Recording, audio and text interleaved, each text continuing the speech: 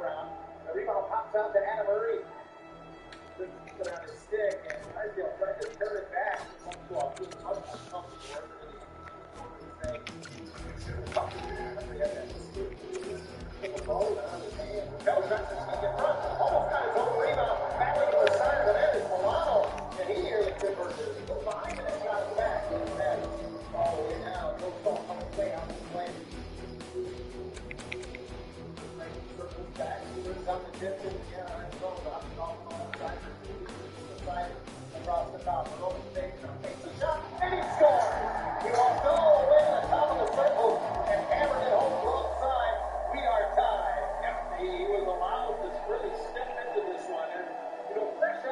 makes a big difference at the beginning of the period.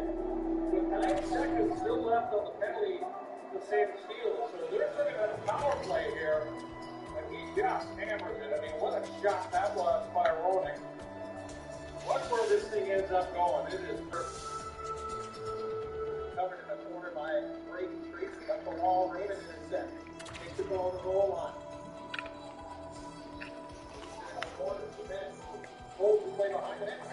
Ooh, that was a long one, but Went through the crease right to Tyler Bertuzzi, and Detroit has their first lead tonight. I don't think it was intended to go to him, but he gets into a good spot. There's the wraparound to him. All the way to Drysdale to Jasper. Great fun with the tape. Kind of wide open after one time that hockey shoot. All turns it over and Milano charges back in. Drops it to Getzlaff, who gives it back. Sonny fights, Terry in front. He hits the crossbar. Maybe he scored. Yeah, I think he did too. Terry thinks that puck is in the net. Play goes on. No review, and I'm sure Getzlaff pulls the zone up the post, in and out, just like that. No, it's a great pass. Sonny Milano. He sips it. He's saying that. Baby's in. He was right.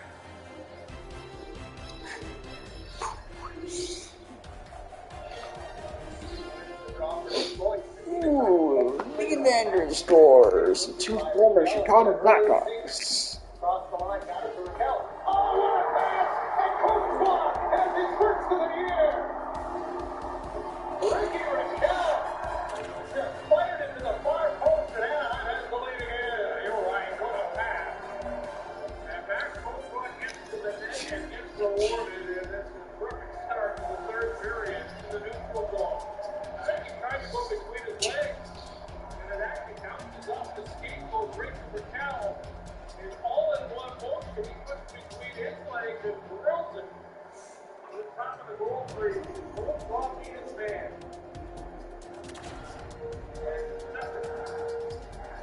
The goaltender Bryce can do about that. You just got to be careful. I mean, he took on 3 Detroit Red Wings and tried to go right in the middle of all 3 of them.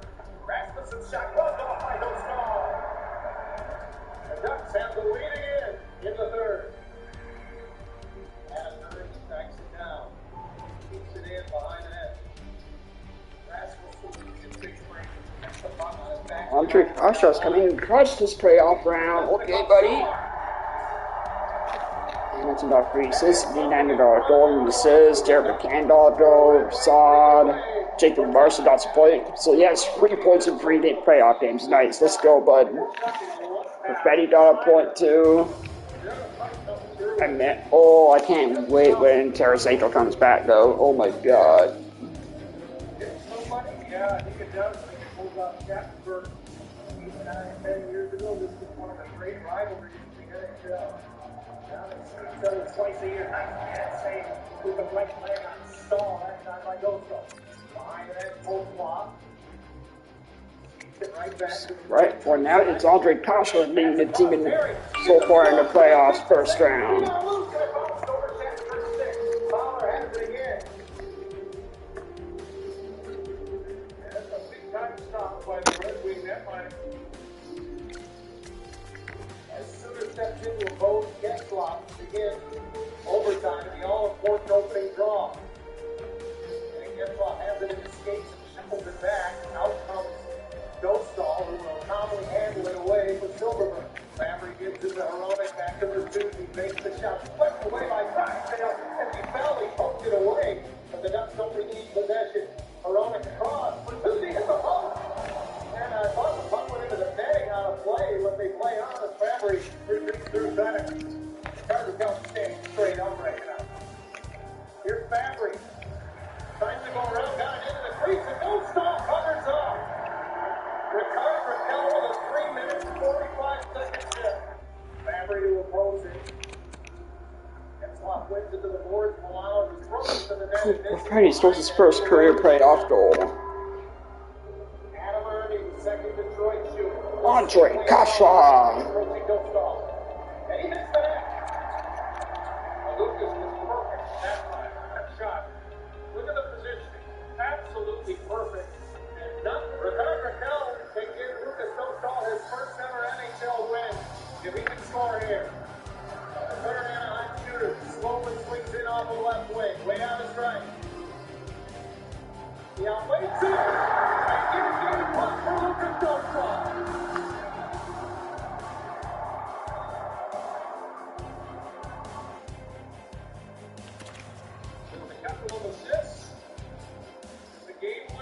Shootout for Ricardo Raquel. Look at the pace here. He's going sideways. He's rolling the fight, goes down, waits and waits.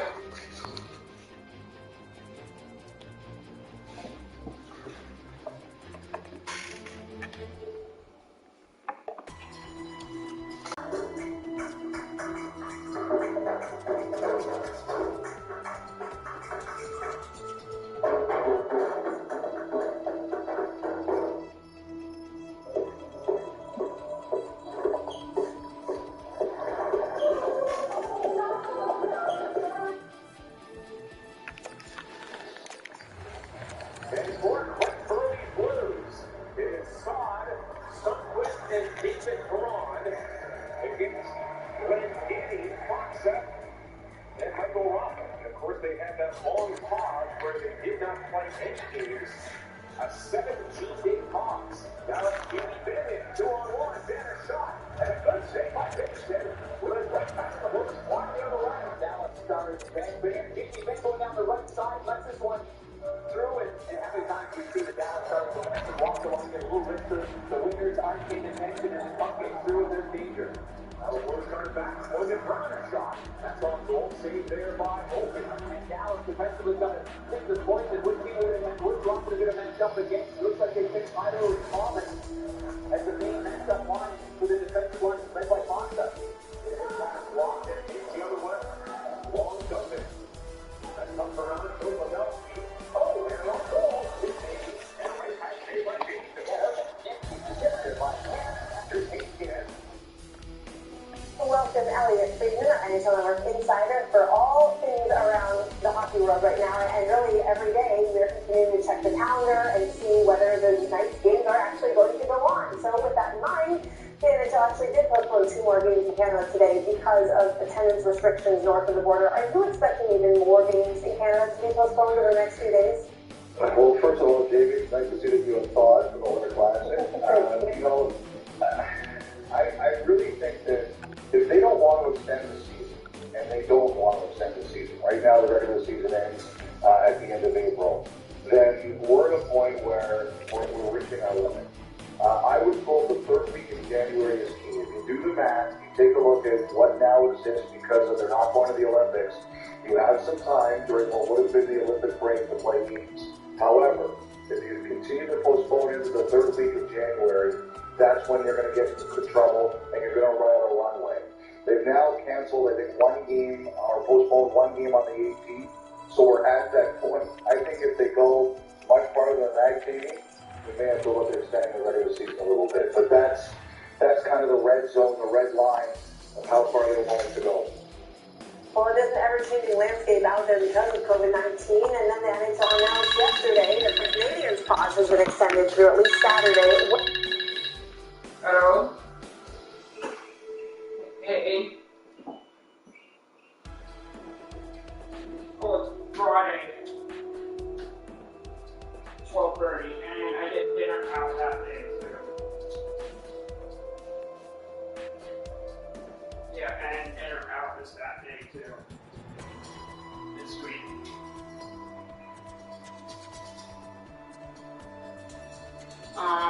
Yeah. I usually just eat dinner right after work, so I don't really, well, just like have lunch, but I don't really eat it, so.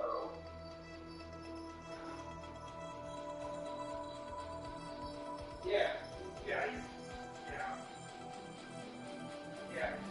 I'll just have dinner after work, so. I'll probably most likely work until 8:30 or 8 that day. So, yeah. Oh, I forgot to write down the I need on grocery list. Oopsie.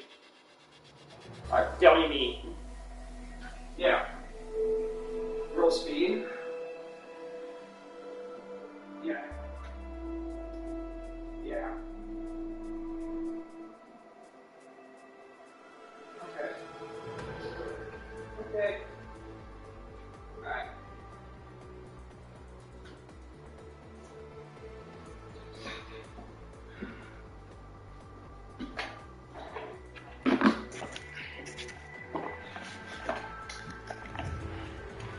What are you hearing about whether or not Montreal will be able to play its next game on Wednesday in Boston? I think the hope right now, Jamie, is that it will be able to happen. I think the problem is that, Montreal, it's not just the Canadians that have had the issue, it's also their American Hockey League team in Laval. And that's the problem here. The idea with the taxi squad was that you could bring players up, you could use players from the American Hockey League, and you would be able to keep your roster at 16 skaters. That seems to be the area that the NHL doesn't want to go here. If you're below 16, that's when I think there's a difficulty about playing. David and Draisaitl. Okay. So many players, both at the NHL and the AHL level, that's not in the protocol, that they've had to continue their shutdown. The one thing now is, I guess everybody's hopeful here that with newer rules about potentially asymptomatic players being able to return sooner, depending on your area. Draisaitl with David. Will get through Montreal and they'll be able to play next week. I think they're going to wait as long as possible before they determine, for example, that they couldn't play it. All right, let's move from COVID talks to trading talks. Mark Giordano, how about this guy? He's done a great job, obviously, in Seattle, but he will be an unrestricted free agent this summer. So what do you think? Is Ron Francis going to try to move the team captain before the trade deadline in their inaugural year? Well, I just think that, unfortunately, I know it's a good story, but you have to do what's best for your team, right? And, Seattle... Yes is a word you hear a lot. When the all-new 2022 Honda Civic, there's even more to say yes to. Say yes to a whole new generation of Civic.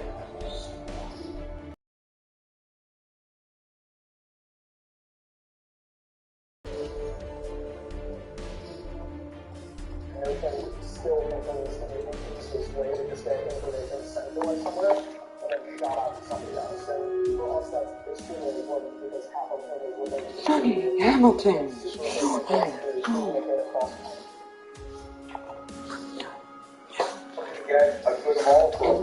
Oh, but Brandon Saad scores and Leon Draisaitl scores. Still in shape in his late 30s, still an effective player. He unfortunately was out of the lineup because he was in COVID protocol for a while, and it kind of screwed up everybody's season there in Seattle, not having him around as much as they would have liked. But he's still a very effective player, and I think as a rental, Seattle will have a lot of interest, and I expect that they will seriously look at that. Very interesting. And then there's a guy like Drew, also a UFA this offseason. Have there been any extension talks between him and the Flyers? Or do you think he could also be out at the trade deadline if the Flyers continue to fall out of the race? Well, if you look at Philadelphia, the math isn't good. As a matter of fact, if you take a look at the entire Eastern Conference, there are 7 teams that start to separate themselves from the pack, and there's one in Boston that has excellent math. They've played fewer games than everybody else, and they're in the second wild card position. That Philly loss to Pittsburgh last night was a tough one. I don't know that there's much going on the way to extension talks there. What I do think, first of all, Coach Giroux has control over his future, and I believe that the Flyers and Giroux have been talked about what. Do you want to go to Stanley Cup? Where would you want to go? And I think there are some teams who are interested. I think it's just a matter of when the Flyers and Giroux decide to say, okay, we're going to commit to this. But I think they've had conversations about it, and I think that there is a possibility that Giroux is going to say, okay, if I'm going to take this up, I would like to do it, and they'll pick out. What a save by Sorokin. I think there is interest, and I think it's just a matter of when the Flyers will get to that point. Jacob Larson.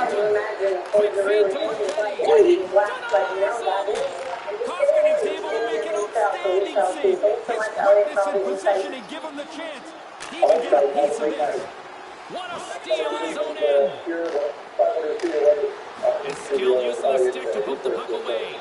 Works it across to We're on a supply, Yamamoto. but And he that's glides him with a monstrous save here in overtime. The Oilers have it in the offensive zone. Picked up along the wall by Nugent Hopkins. Kyle lost control. Here's a chance. And he comes up with a huge Duran. save. Let's it go. Yo! Glad save. He's on it tonight. Edmonton's looking to break out. Moves it to Nurse. The Oilers take it along the wall. And that is being disputed. Oh, hey, yo! Picked up along the boards by Schwartz. Pressure gets into overtime. You look for somebody to step up large for you. They get. He or she will decide the rule. But the story isn't over no matter what happens tomorrow, and there's going to be a legal fight coming out In of short, it. you simply have to love playoff hockey. For Ray Ferraro, my name is James Cebulski. Thanks so much for joining us this evening. You want to sign, depending on what the contract would look like, what he wants. I do believe there's legitimate things out there, and the League of the Players Association are going to have to get together and work out a set system where this can happen. Because in theory, if he was to win a grievance, he would then have 2 NHL contracts. So a lot will still unfold here. Jeff, a couple of big name blue liners are in your focus. Yeah, we'll start with Jacob Strickland of the Arizona Coyotes. So I can confirm that at least 10 teams in the NHL have made inquiries about Jacob Strickland to various degrees of offers. A couple of offers have given the Arizona Coyotes cause for pause.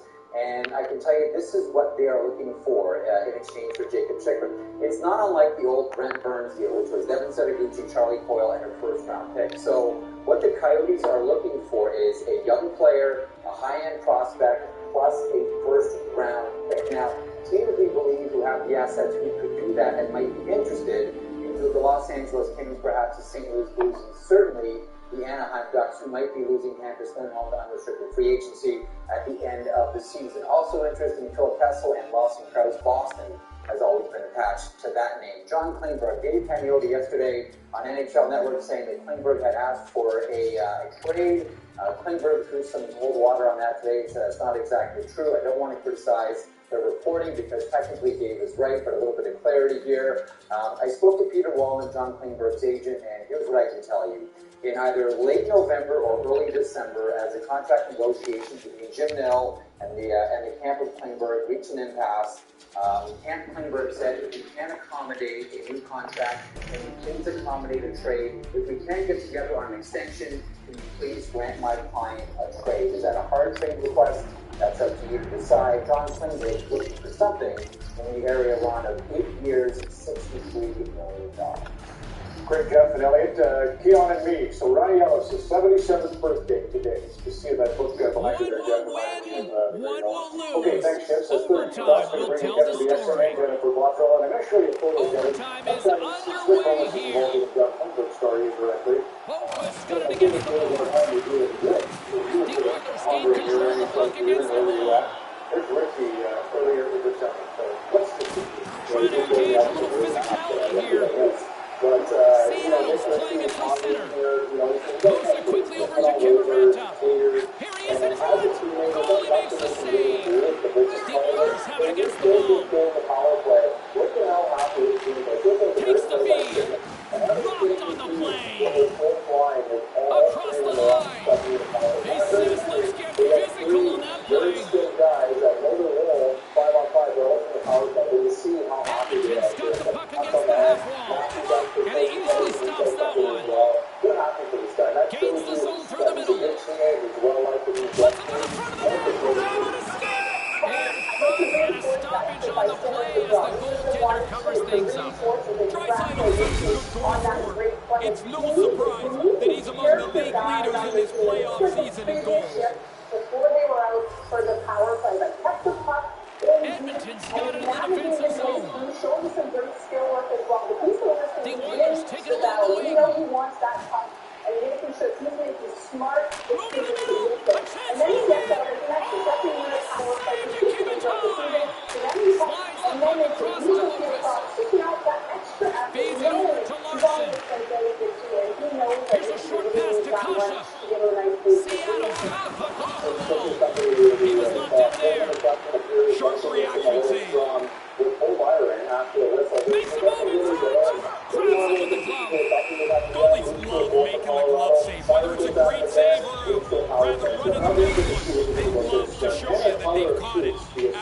put it away.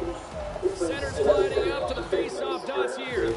The Oilers take possession off the face-off. Picked up by Nugent Hopkins. Looking to end it. Oh, we are still tied. What a stop.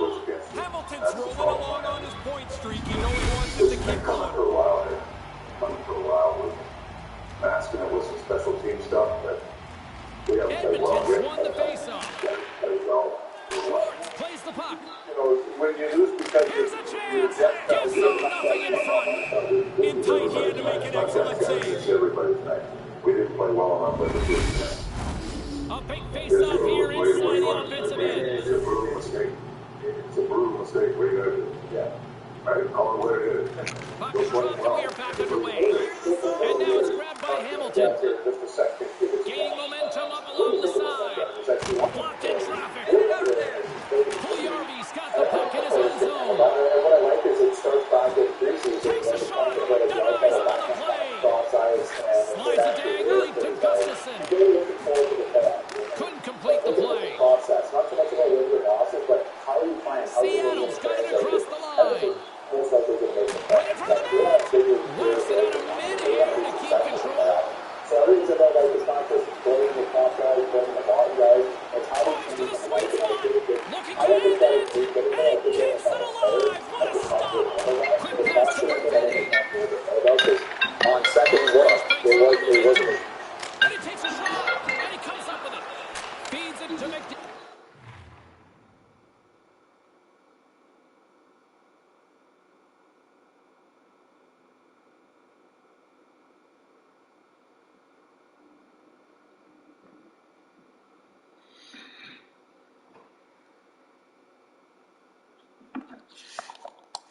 Big of a gap as maybe, and here, we'll take a look at it right now. My theory is he could have defended Koskinen saying it was the trapezoid. Well, maybe he didn't look at it on the replay, because on the first look at the game, I thought, wow, that's a terrible play. He shoots the one puck over the glass before this, but he can't actually... Across the blue line. He got all So, that. Feeds the puck across to Gustafsson. touch the puck until it gets it. Never actually gets in the traffic goal, so maybe he could have realized that quicker and just gave up on it, bailed and got back in the net. But not as big of a gap, but I mean, he hasn't been playing great anyway. Right? You know, this week, first of all, I have no problem with Koskinen coming back and defending himself. He's been kind of challenged. Nothing wrong with him coming back too. But I also think that in this kind of situation, you have to be able to step back and say, look, we're going to do things to worry about. We were number one in the conference. Now we're tied for it, and now we're in the league's bad. We're worried about making the playoffs. We've got COVID issues now. People are talking about trades and firing the coach. I think we have to have a short memory of this kind of year. I understand Jacob being upset. I understand Koskinen being upset. But Jennifer, I look at it and say, everybody's just got to forget about that internally and say, it happened. We can't let it happen again. We got to move on. We got bigger things to worry about. But that's the question of how often Tippett chooses to do this. Because as a coach, you want to make sure that your players want to play for you. And are you pressing the right button?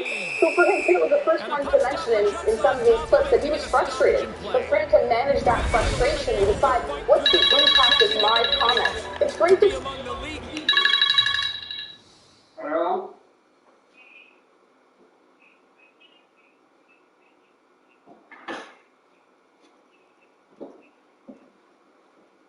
okay.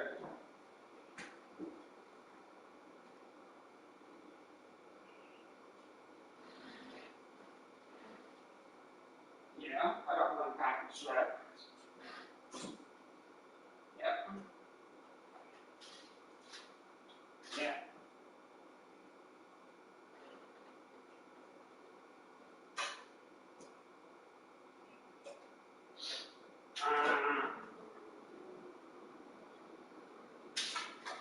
Yeah, I got one. Yeah.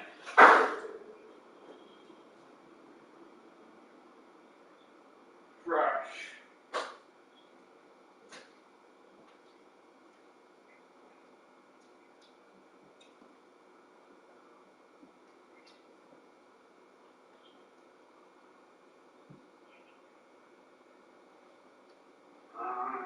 I don't have.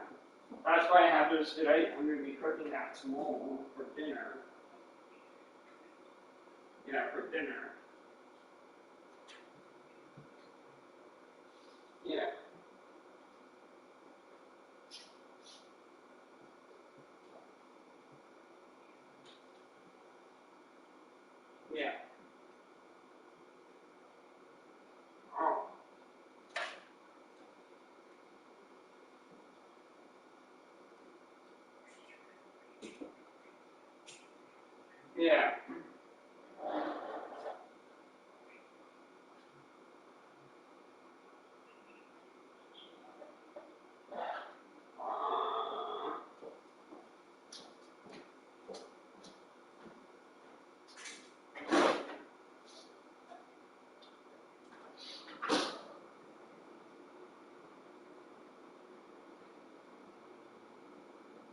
Yeah.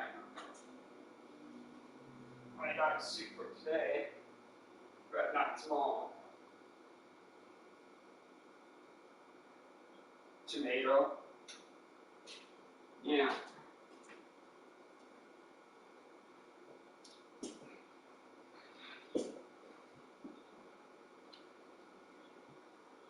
Yeah.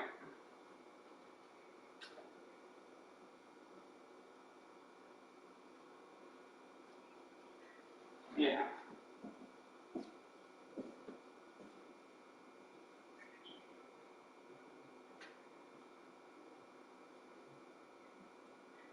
Oh, I got one from January here too.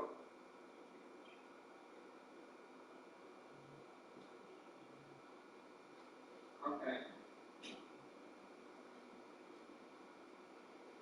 You need Tuesday? Yeah.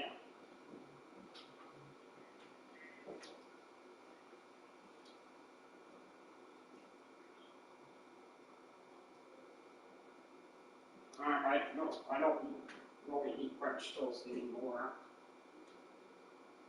No.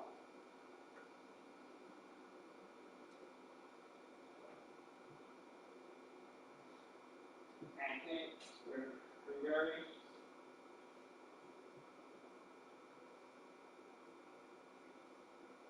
Pancakes.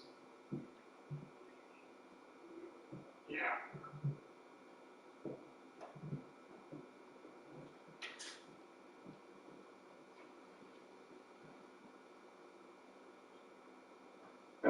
Yeah.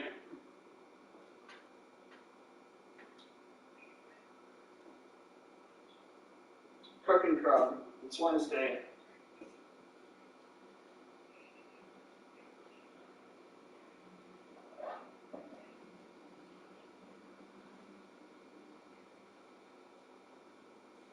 Mm, I don't know.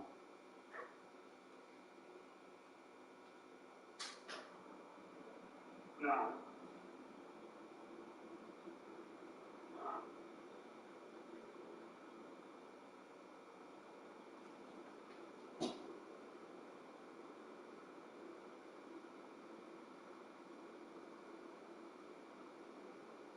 I got 4.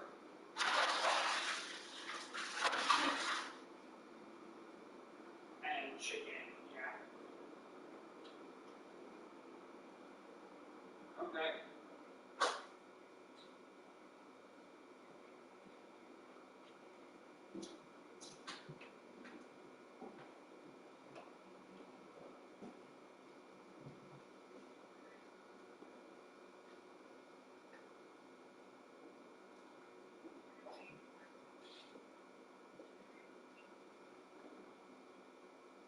Yeah.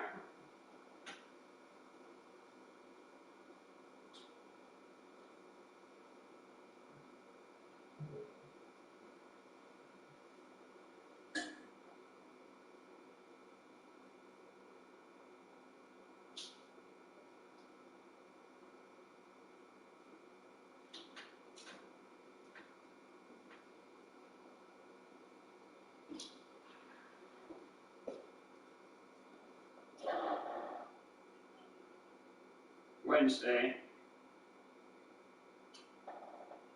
Yeah, you did. Yeah.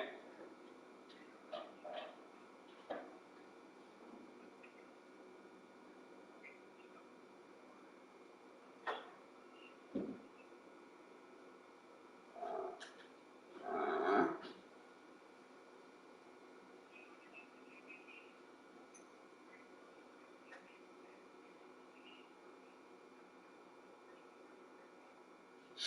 oh yeah, I have lots of containers for permanent property.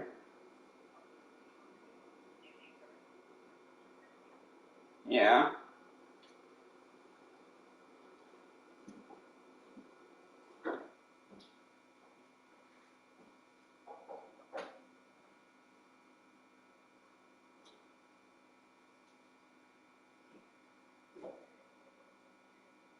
No.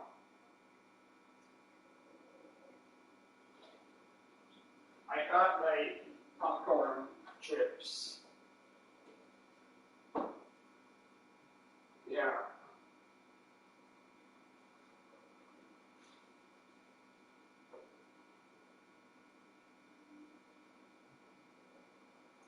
Burger with fries. I got fries, but no burgers.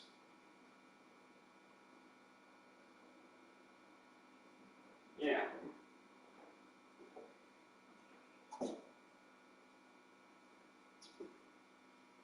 I just buy whatever's there.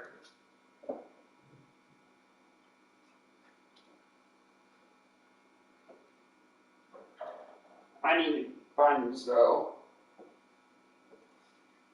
Yeah.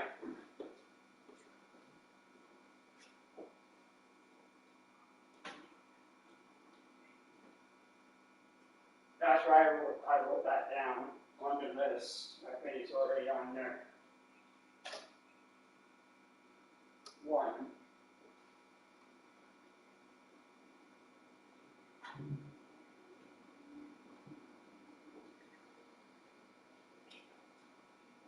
Yeah. Okay.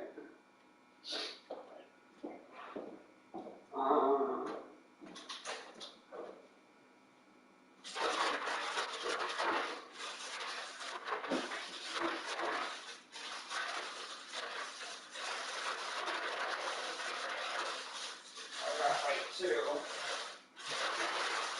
Yeah.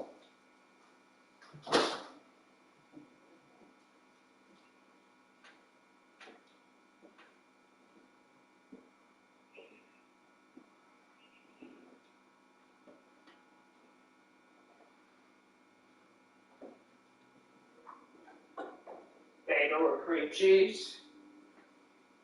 Yeah. Yeah. With raspberries.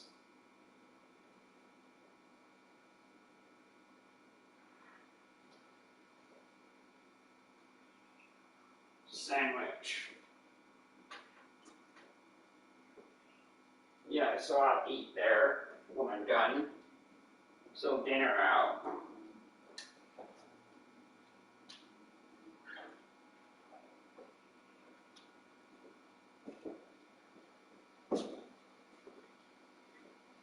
Sure.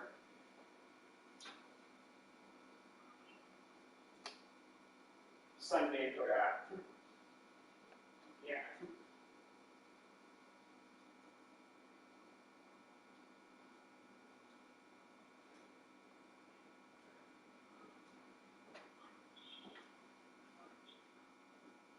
Okay.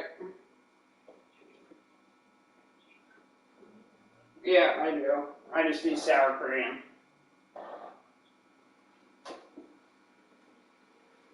Yeah.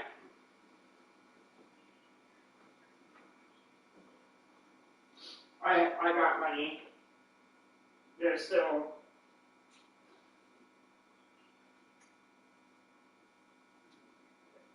there's not really a budget until yeah, just yeah, we just get everything.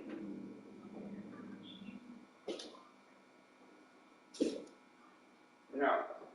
I know there's enough though. Yeah. Dad just very transferred last week before going, so and we drew 50, so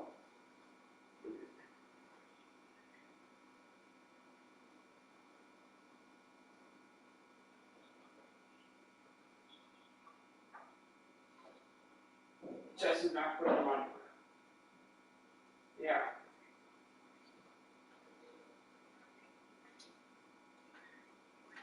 Yeah.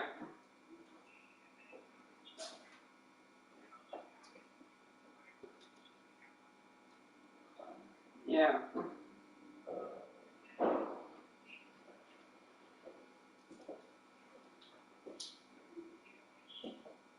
No. Yeah.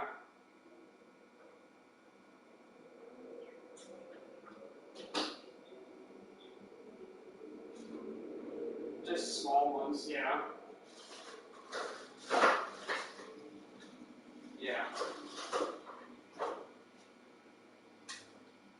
Okay.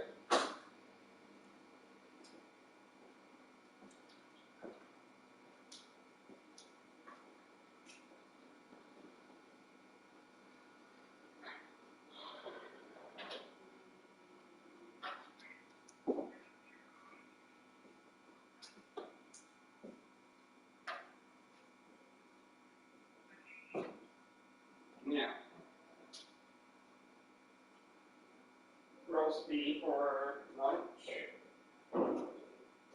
Yeah. Yeah.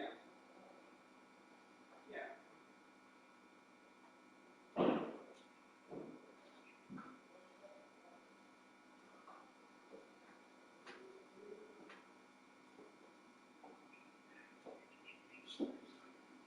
No.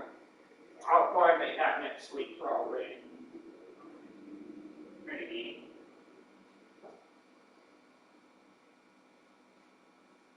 No.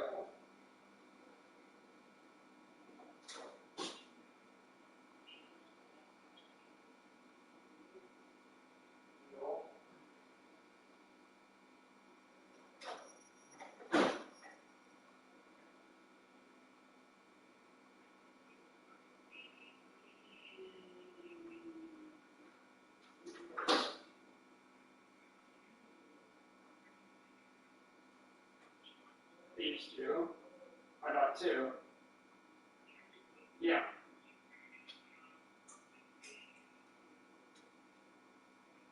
Yeah.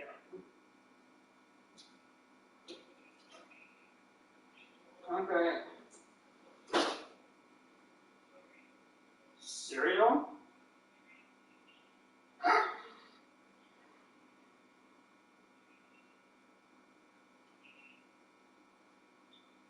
Yeah.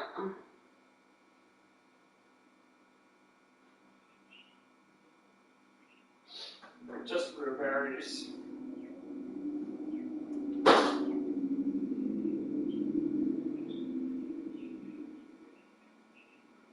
Yeah. Yeah.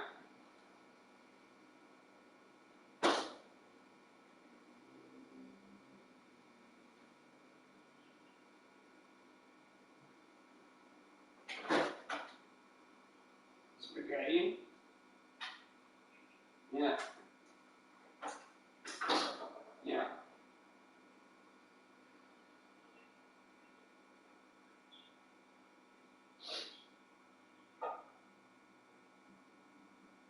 Well, I wrote down tomatoes and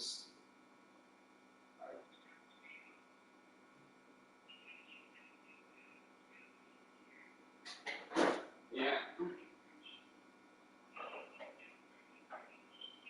Yeah, I know. Yeah.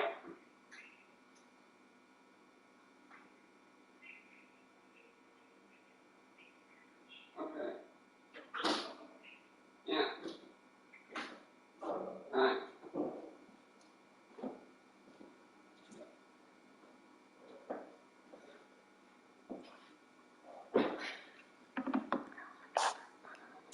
Leaders in points in this postseason.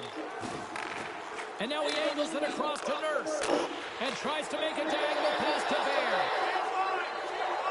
Through center along the wing.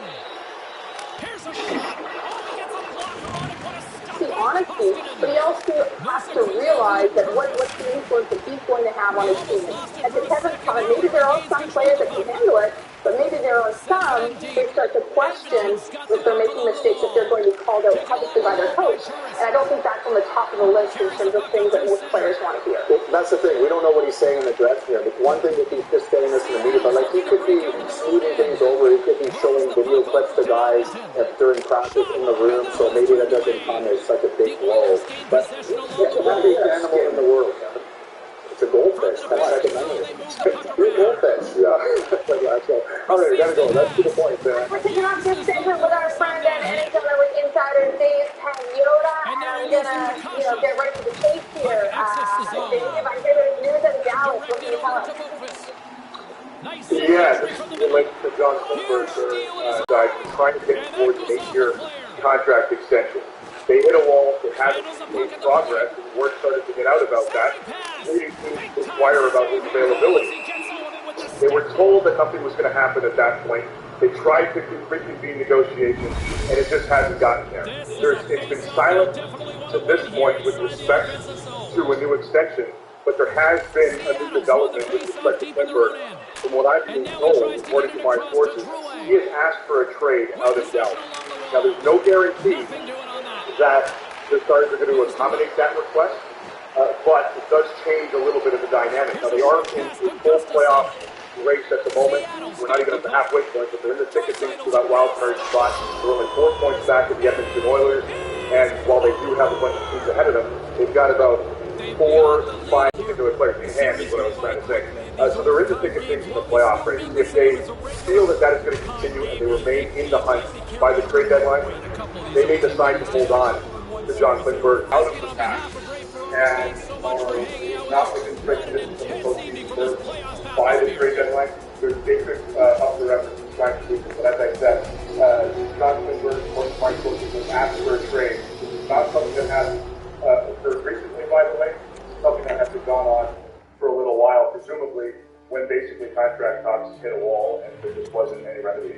Yeah, I'm not that surprised, Dave. I mean, I think him requesting the trade is just kind of now that it's out, it's going to just create, questions for the general manager, Jim Nill, for the head coach, for the player. It's going to be a bit of a distraction. But at the end of the day, all you have to do is look at the cap situation there and look at the circumstance they're in. I completely agree with you. If the team continues to play well and they get into the playoff shape, well, they're keeping all those guys. They have a number of guys that are in that situation in the final year of their deal. Radulov, Pavelski, Klingberg. I think there's 1 or 2 others that are important pieces there. Braden Holtby. Yeah, there you go. Another one.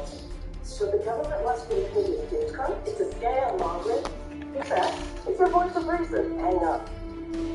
So I think they could have quite a fire sale if they fall out. But I'm of the mind that this is still is a pretty good roster. And watching last night, and Seguin looks like he's finding his way after those injury issues he had. And if they get that second line going with Ben Seguin and Gurianov, all of a sudden the Dallas Stars can take off things. So I don't know, how this is going to play out. But I get the sense the Dallas Stars aren't trading John Klingberg unless they know they're out.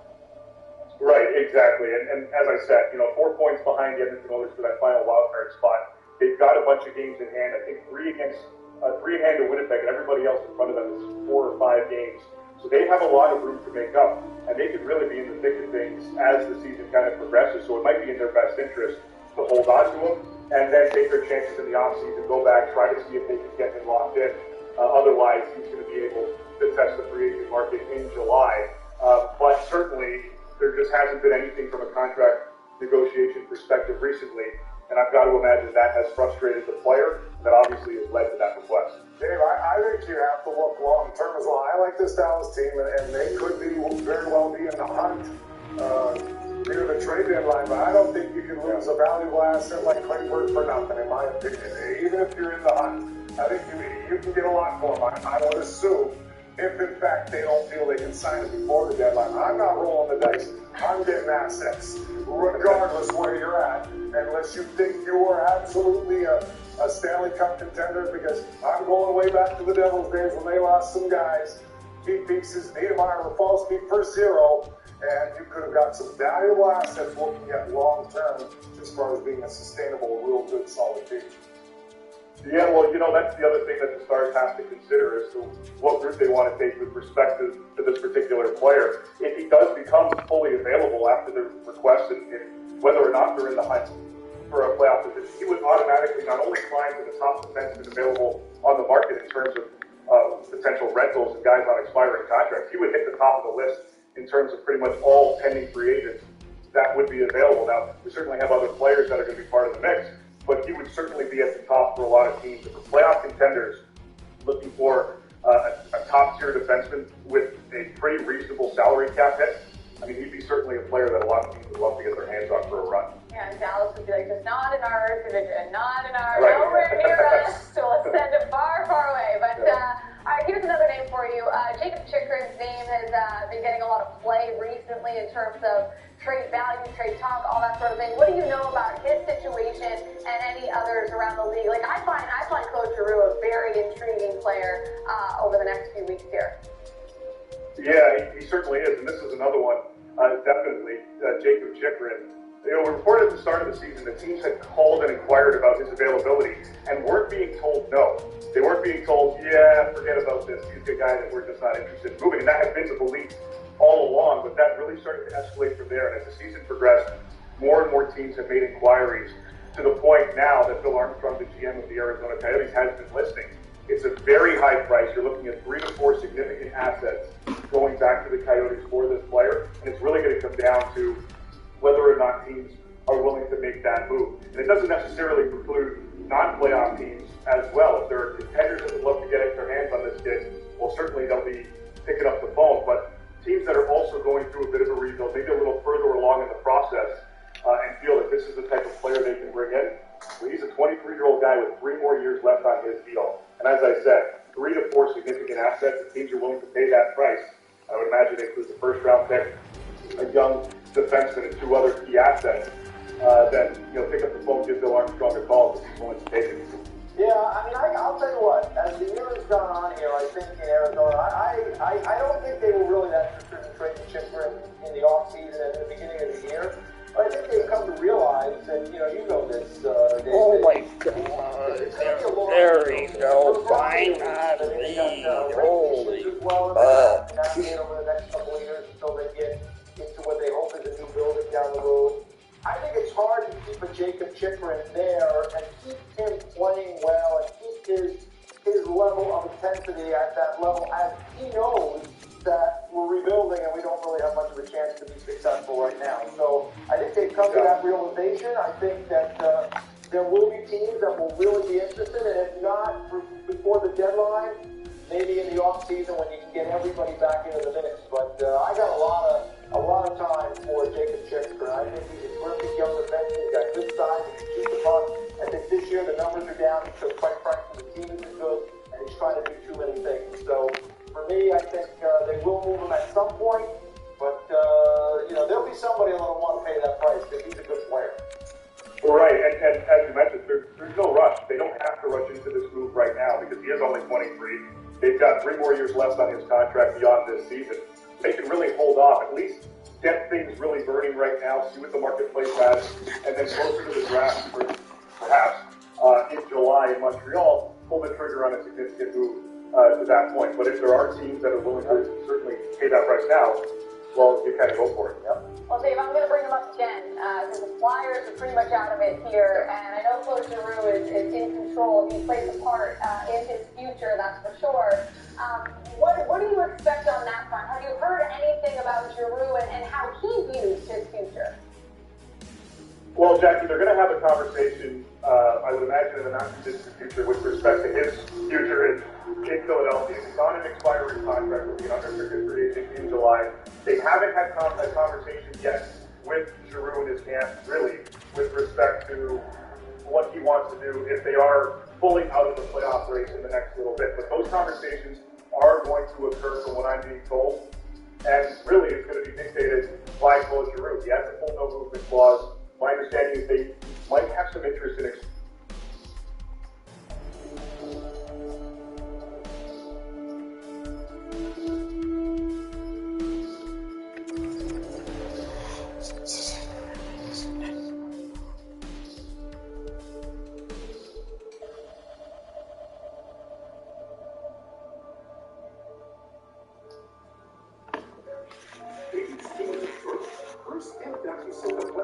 That's fine now.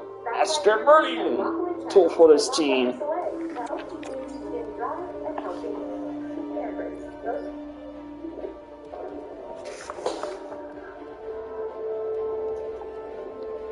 I know it's easy to go out there and say, okay, Lego, if you're making a video about one, you kind of have to talk we got about the other. 4. Shit. Especially because yesterday's game between their 2 teams was the Calder Bowl. Well, I kind of want to go out there and break that and only really focus on one, because when it comes to Lucas Raymond of the Detroit Red Wings, sure, his team may have lost yesterday in the Calder Bowl. Sure, he may have not produced as much as the other guy in Trevor Zegras in yesterday's Anaheim-Detroit game either.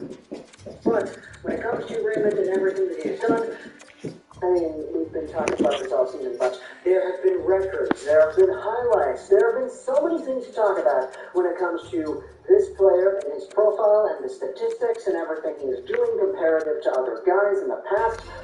But videos like these, where we just kind of gush over everything, it's not really new. So yesterday's Red Wings and Anaheim Ducks game was a pretty fun one to watch, if I do say so myself. Anaheim ends up winning ultimately 4-3 in a shootout. And Raymond, even though he does get outproduced by Trevor Zegras. Trevor Zegras had a power play goal in the first period. It's an absolute clapper of a slap shot. And it's a beautiful play. He holds onto the puck, and you can see him kind of like moving back and forth in that face-off circle with so much intent. He sends it back to the point guy takes it over to Zegras once more, and he just one-times it in. But he also had himself another assist in the third period on a Comtois goal, and this goal was a very, very nice one.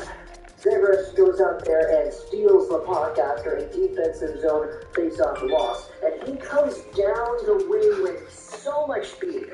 On his left, he has himself a Carter Cal and Maxime Comtois on the far side. He does a little, like, inside-outside can opener move to try to get by the defender. He loses the puck a little bit, but Raquel picks it up, centers it, and Comtois pots it in. So there you go. There are the two Zegras points on the night. And we had ourselves only one Lucas Raymond point in the game. It was Tyler Bertuzzi.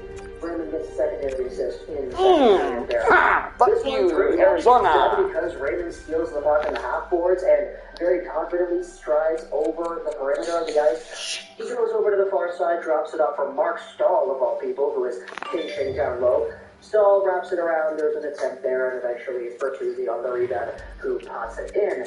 But it's Raymond's only point on the night, and even though Trevor Zegras outproduces Raymond, even though he does beating the Red Wings, there still are some pretty good stats that I do think are worth highlighting when it comes to Raymond and everything he has done. Let's go over onto the NHL Twitter account and see what they have to say about Raymond and his 30 points in the National Hockey League.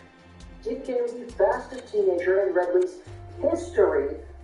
Let me repeat that, fastest teenager in Wings history to reach 20 assists in 36 games played, eclipsing the franchise icon Steve Yzerman, who got the mark in 39 games played. He also is one of only 4 rookies in franchise history to hit 30 points in fewer games. Okay, cool. I just got their 2 top players. Let's go over the first stat here before we go over to the graphic, because the graphic, having the writing that it does, kind of makes the first stat on this tweet a little bit misleading. This tweet has 2 stats.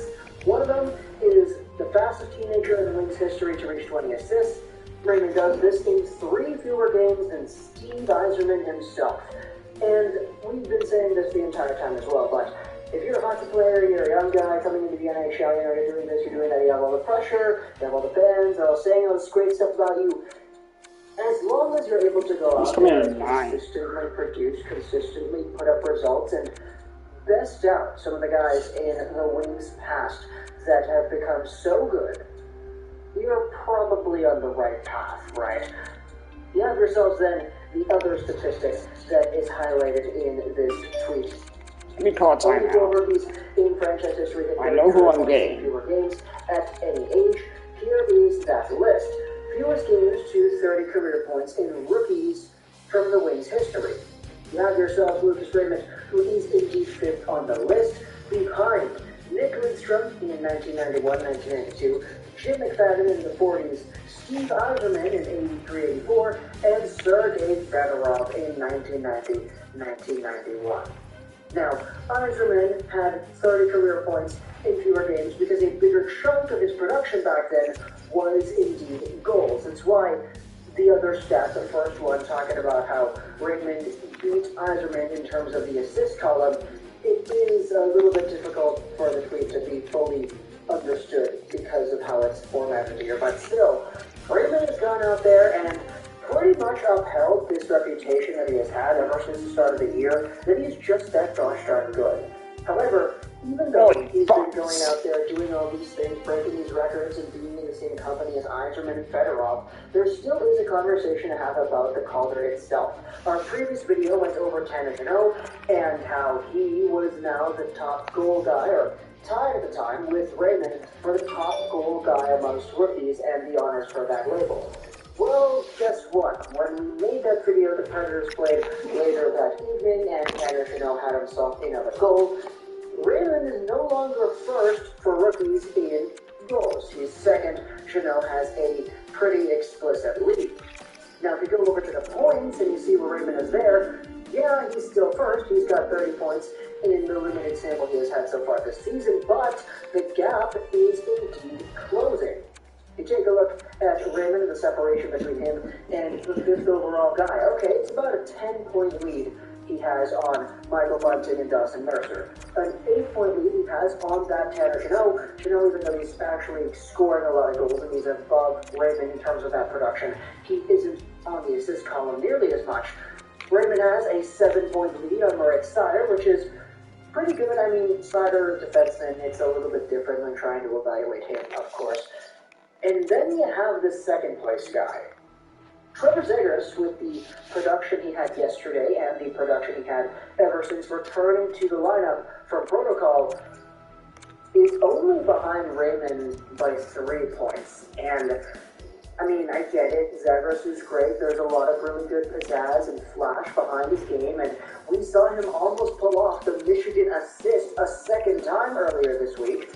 So there's going to be a pretty tight race, I think, towards the end when it comes to who's going to win the Calder and who's going to have more votes.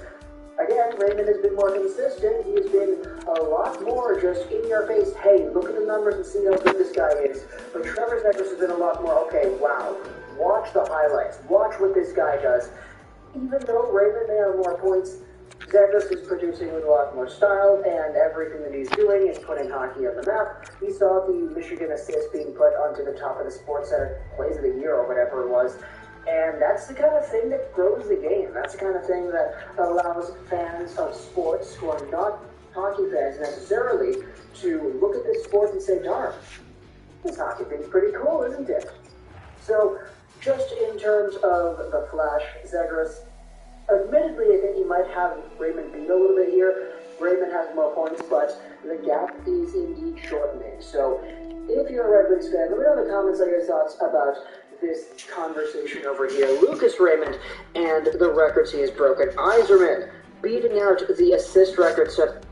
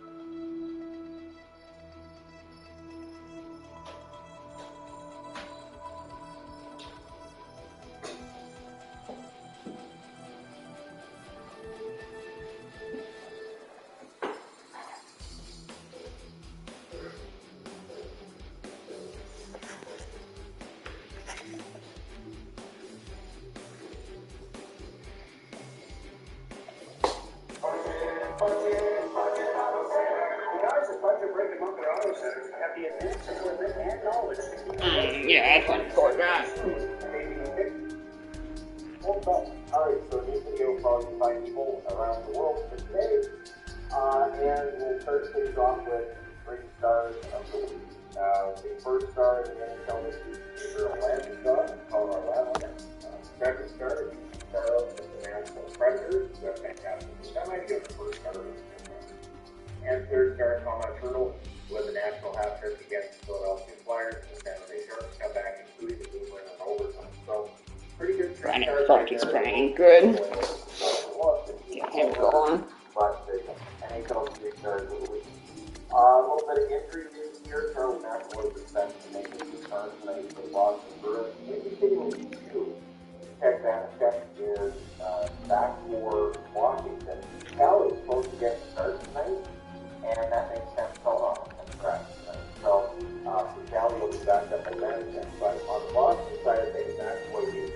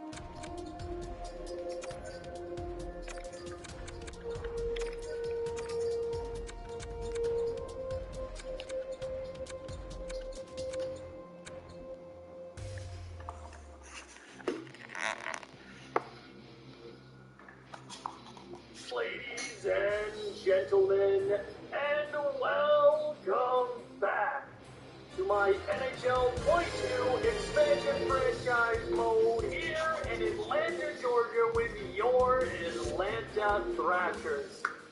Super excited for today's episode because everything has culminated for this 2025 2026 Atlanta Thrashers. This team might be pretty good. We are. You know what?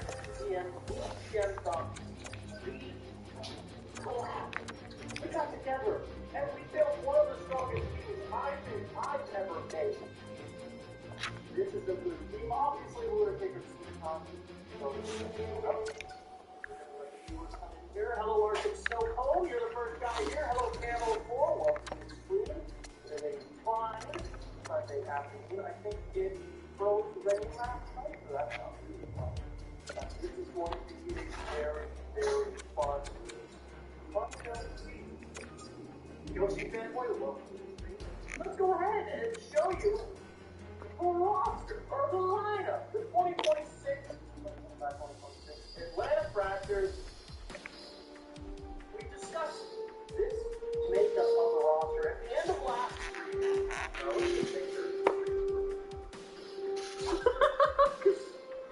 Oh, it says.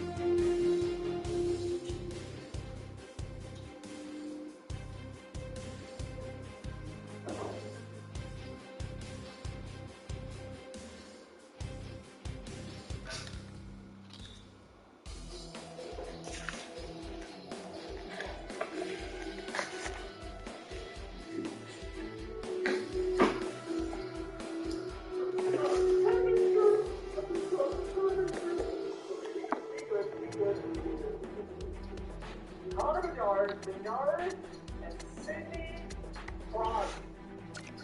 The best player of his generation, Sidney Crosby, is here. Today, Mickey left Raptors to sign up for $10 million in 1 year. Hopefully, he can rub off on Connor Bedard with already a higher overall. Bedard is the dog. He loves their long term. 8 years, $9.4 million. You guys hopefully see what?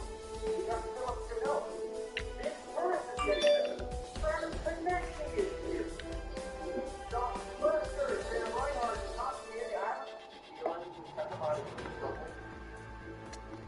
I don't know why. Because every time you go to the team, they play like crap immediately, and then you got to figure things out. So hopefully your team can come together and be good. This should be the reason. We went ahead and signed Donnie Kukin for the fourth line. They don't want to talk to them. We'll talk about him in a moment. We have Sven Wilshire graduating to the NHL, and Gary, and you got the two grinders and the two-way forward there on the fourth line. Sven Wilshire. Oh, yes. Got a lot of X factors on the team. Defensively, we made a massive trade. We had found out Jacob Slavin. I don't know. Slavin stuff.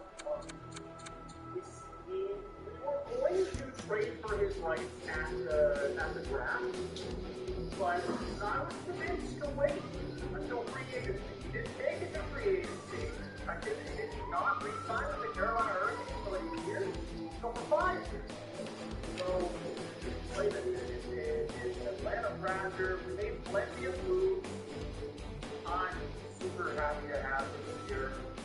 I had my eyes on him ever since we saw him on the block. And I never did. So hopefully, him and all the next factors bring this my God!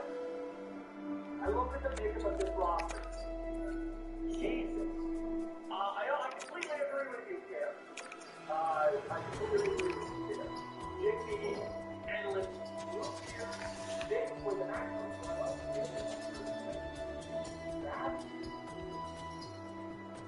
Ooh, get a plus spot on the second pair, and you can watch two offensive defenders together. Oh, God. Two-way offensive defenders. They get a plus spot there. On the first pairing, he's the offensive guy, while Jacob Slavin and JT there. Brandon Cooley. Oh my God, yes. This is a guy I must have on this team. Holy shit.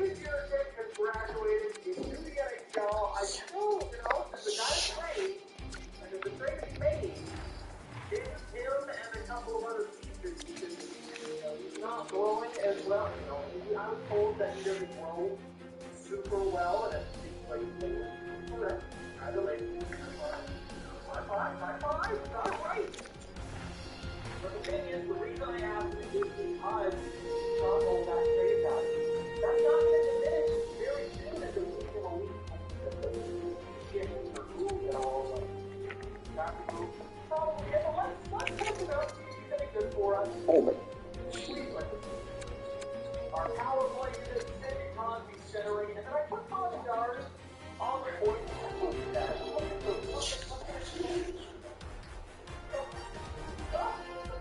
So good. And Luke Hughes, our power play unit was so bad last year compared to what we had on the ice. Vince Curtis is very useful up. He was a playoff scorer. Hopefully that's a great place to regular season. I think it will be half more flat. 27 goals. Second easy line. It's very confident. I mean, Connor Bedard, double shifting him, and Reinhardt, Jonathan Mercer, and hello, Carolina. Connor Bedard, Yard, and Connor Bedard, Yard, maybe. Crosby, Mercer, is bound to change throughout the year. Philip Deneau might be the most important move we made of the entire offseason. Hopefully, come in and that his previous season translates here in Atlanta. Guard with just, I think we built such a good team, but he ain't gonna do. It's bound to happen. I'm not gonna explode. I will die. I will have the trophy die live on screen before the season starts. It's not. I will die. I don't want to, but it's bound to happen. It always happens. It always happens. Extra lines. Look at it. It's gorgeous. It's gorgeous. 3-on-3. It's gorgeous. Extra tactic to Sidney Crosby. Connor Bedard. James Floyd. I really love it. What the hell was that doing?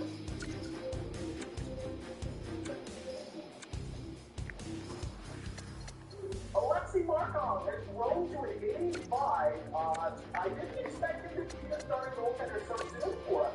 He did have 61 wins last year. Played all 8 games. So that might have helped a bit in his growth, but hopefully from a solid work, yes, what they do, what we usually do.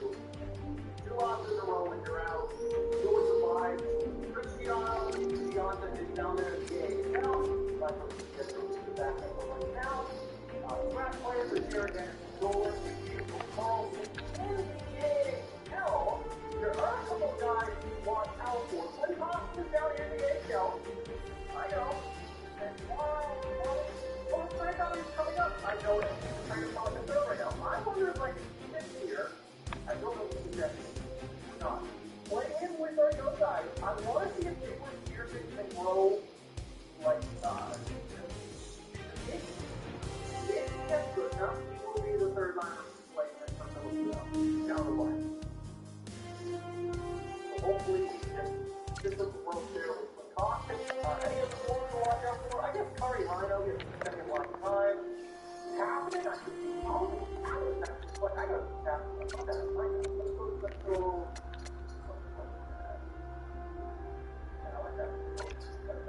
Defensively, there's a lot of guys to watch out for. Alexei Pinedon, he is. Surely, getting better. I'm not sure if he'll ever go high for it, especially for something part of the possible list. You do have Vladimir Voynov. He's slow. Archibald, who is the face-off specialist, he had the, I believe, the X-Factor face-off. Julian's there, and just the extra guy down there bring up injuries, and you have Flyer. Scratch players is a couple guys that just couldn't fit. Sullivan Sims, Matthew, with all those X factors did not grow. That's why I'm sort of worried about the other defensemen that we have that are low elite. If 1 or 2 of them can grow, the NHL defense won't be happy. I'm just sort of worried. Chuck is a scratch player. Down there, we can be trying to Jock A. has graduated to the AHL. He would not want to play there at an age. Well, guess what? He's not. No.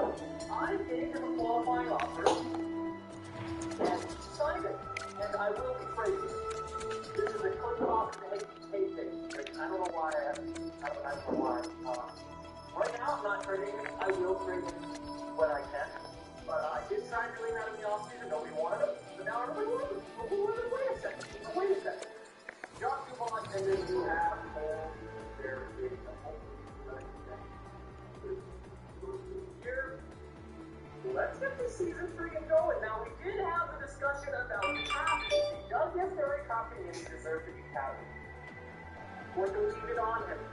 But right now, I feel like it's voodoo to strip him of the captaincy this moment. Bedard is definitely on the short list of players to take over as captain, and will probably be captain.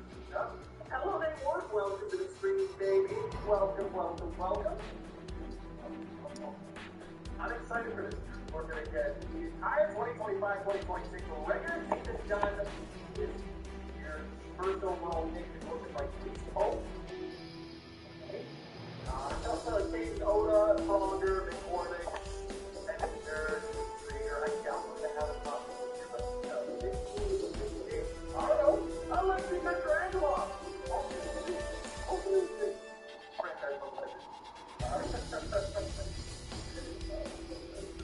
Got some water.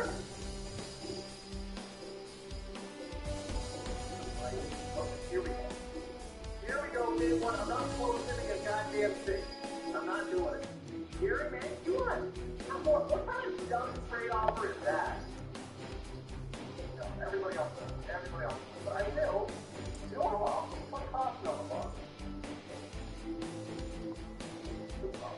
Go down there. Got some trade value on it. So when you're in the NHL, that's how it's going to be. So there's no money.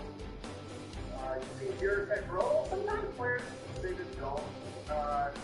You're doing this and hopefully he's only 21. So he still has room to grow. And he's on his third pair now, so he has 4 years to get to the NHL. But that's okay. That's okay. That's okay.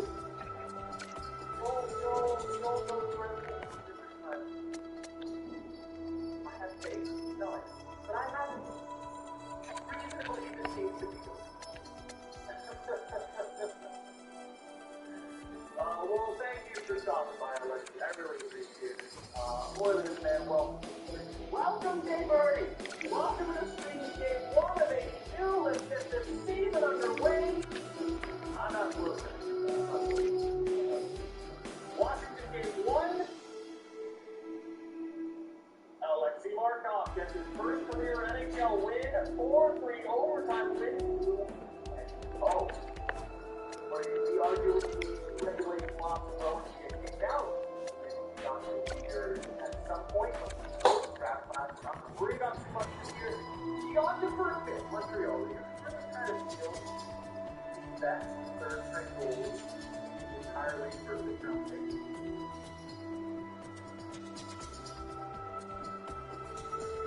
Well, I'm pretty good. I hope everybody else is fantastic. Well, 2-0 shutout win. 3-0. 4-0 to start the year. Yes. That's your guest, Speedy Gaming. Connor Bedard with 102 points and 43 goals. Yeah, who do you think is going to be the top scorer on this team? Leave your bet now. Leave him now. He's probably not going to I appreciate it, Jay Bird. I guess I streamed every weekday this past week, but there is a new franchise mode starting tomorrow at 3 p.m. Eastern Standard Time. No live stream. It's just going to be a regular series like what we did with Toronto, so be sure to check that out when it's out. Anaheim, let's keep it going. 4-0 to start the year. We're bound to lose eventually. 4-2 loss. 4-1, 4-2 loss there. 4-1.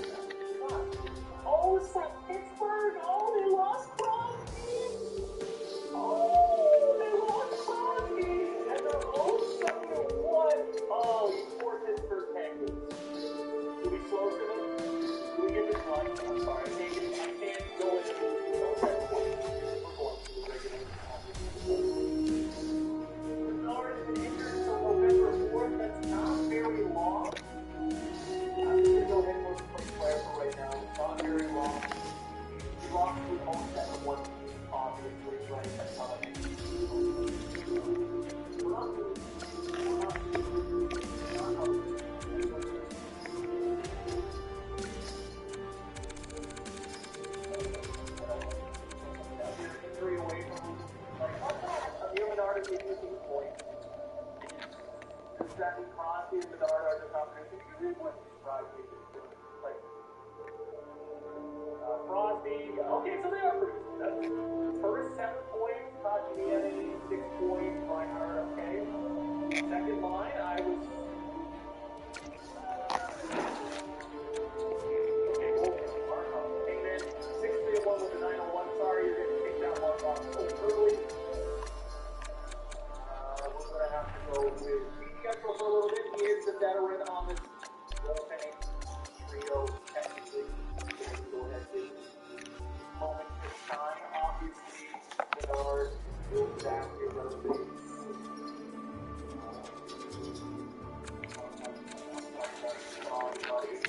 Sorry.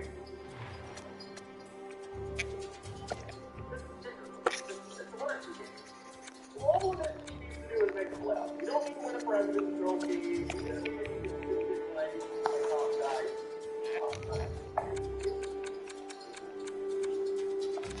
Ready? We have 3 points.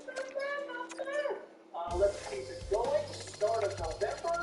We should be getting a couple of guys back here relatively soon. Bernard is back. Maybe best point forward in the NHL.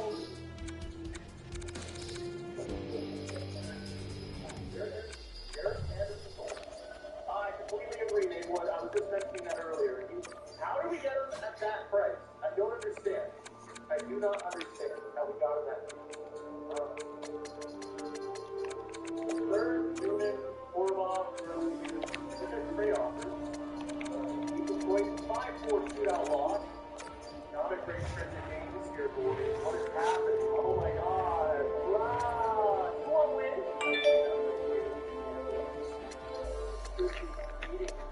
Literally teams like that. 7-1 win over the Colorado Avalanche. It's barely a game. It's got Tampa Bay in New York. Come on, 1-0. Shut up. We've got a couple shots. Okay. Jake Bean is fully healed. Welcome back. It is a good state. And it's going to be healthy. Bennett can be healthy. Gabriel Carlson, let him go and then brought him back. Juracek, -1, but he's not going to be here for the games. Not bad. Gabriel Carlson, get out of here. Get out of here. Big Howard, that's good. You're supposed to be an offensive defense. What's going on here, JP? Especially at the price point of paying him.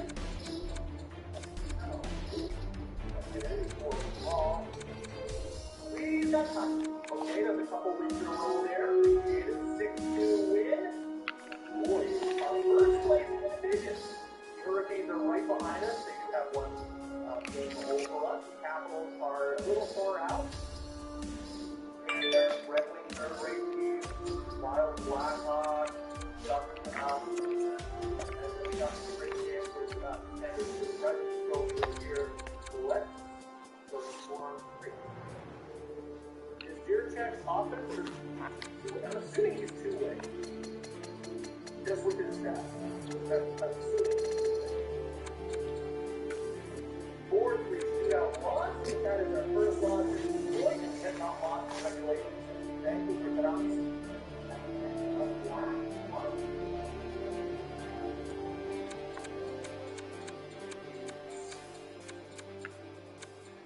If the real Thrashers logo in the game, unfortunately, it's not. But if you download my roster on PS4,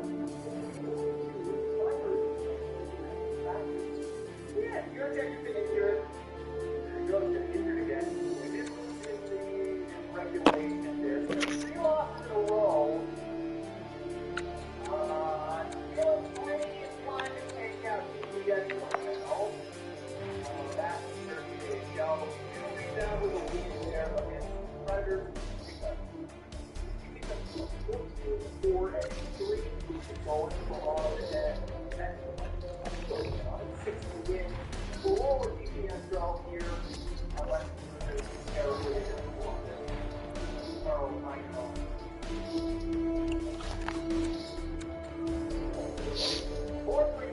I don't think I need to sign AD.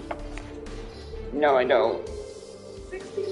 You just have to acquire Jacob Chikrin. I'll probably trade Larson at the like he's reached. I just like I'll keep him for this year. I never played him. I'll probably just trade him next season.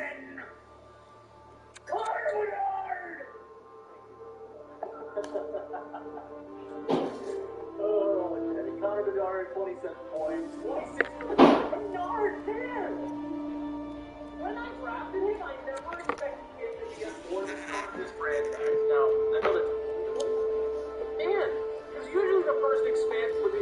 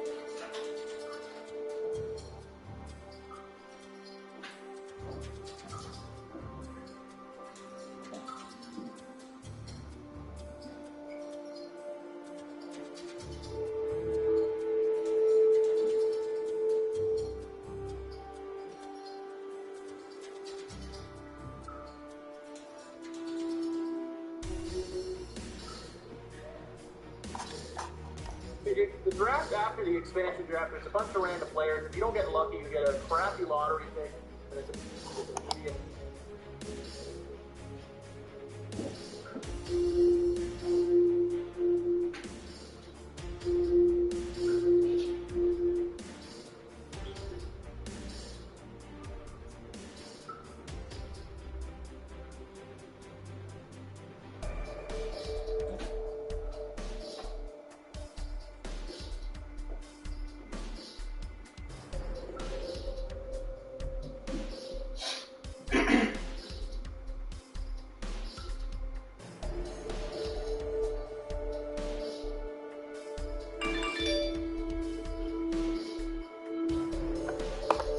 Top 6 goal right?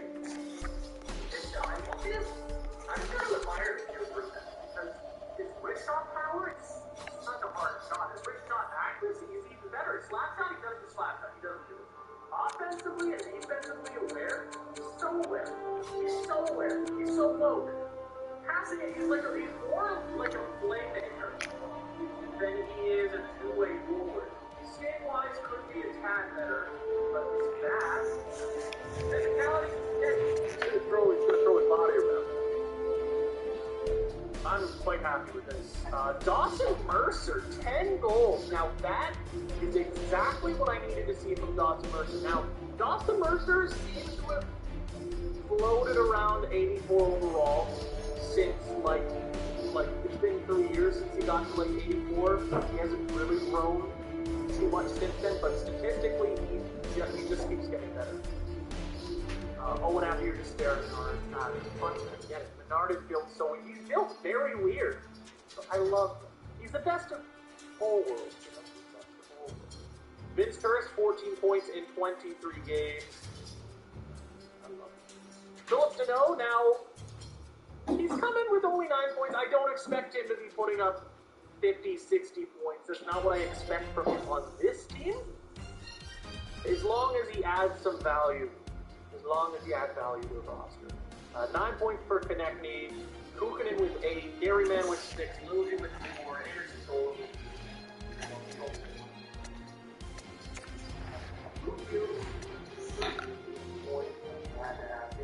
8 for Englund. 6 for Flowers. 4. Sort of. If I'm going to move an offensive, it's going to be 50. Your contract for 6 mil, for almost 6 mil, that's not good. Just not good. Ooh, it is even better than the offensive defensive that we have. It's like the same money. Here's check 13. That's goaltending wise. Okay, so goaltending has been relatively, record-wise, the edge of 26 is very good money. That's not going to take an optional to regulate the growth. It's not lucky, right? Yeah, we'll do what I want. Being a coach, for Gerard. You really want Gerard. You really want Gerard. Okay, I got to do that. 2 seconds. What is it?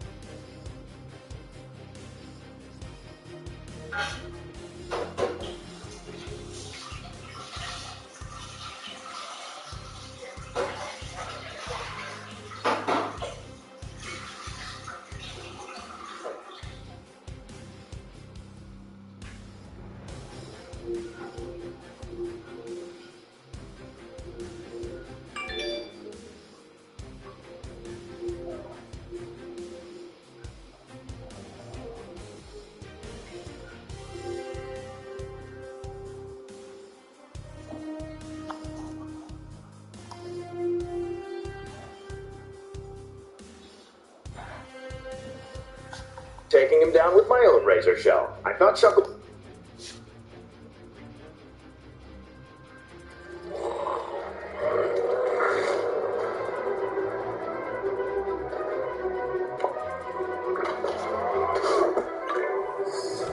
Pokemon Sword is a game that I've only ever played once, so I figured it would be fun to revisit the 8th generation and see if I can beat a Pokemon Sword hardcore Nuzlocke using only Dark types. The standard Nuzlocke rules include that any Pokemon that faints must be permanently foxed, and you can only catch the very first Pokemon you find in any area. And in this case, we only get to catch the first Dark type we find in an area. And as for the hardcore rules, battle mode must be played on set mode, no items can be used in battle except for held items, and you're not allowed to overlevel the next gym leader's highest level Pokemon before entering the battle. We'll also be adding the additional rule that we're not allowed to Dynamax, which I may come to regret down the line. Anyway, here are the Dark type encounters we can get in Pokemon Sword and Shield, and as you can see, we got a pretty awesome roster to choose from. And with the Isle of Armor DLC, we also have access to Sharpedo and Zoroark. However, since I'm playing Sword, we don't get access to the Shield-exclusive Pokemon Mandiba, Sableye, and Tyranitar. And with all that out of the way, we can start our adventure.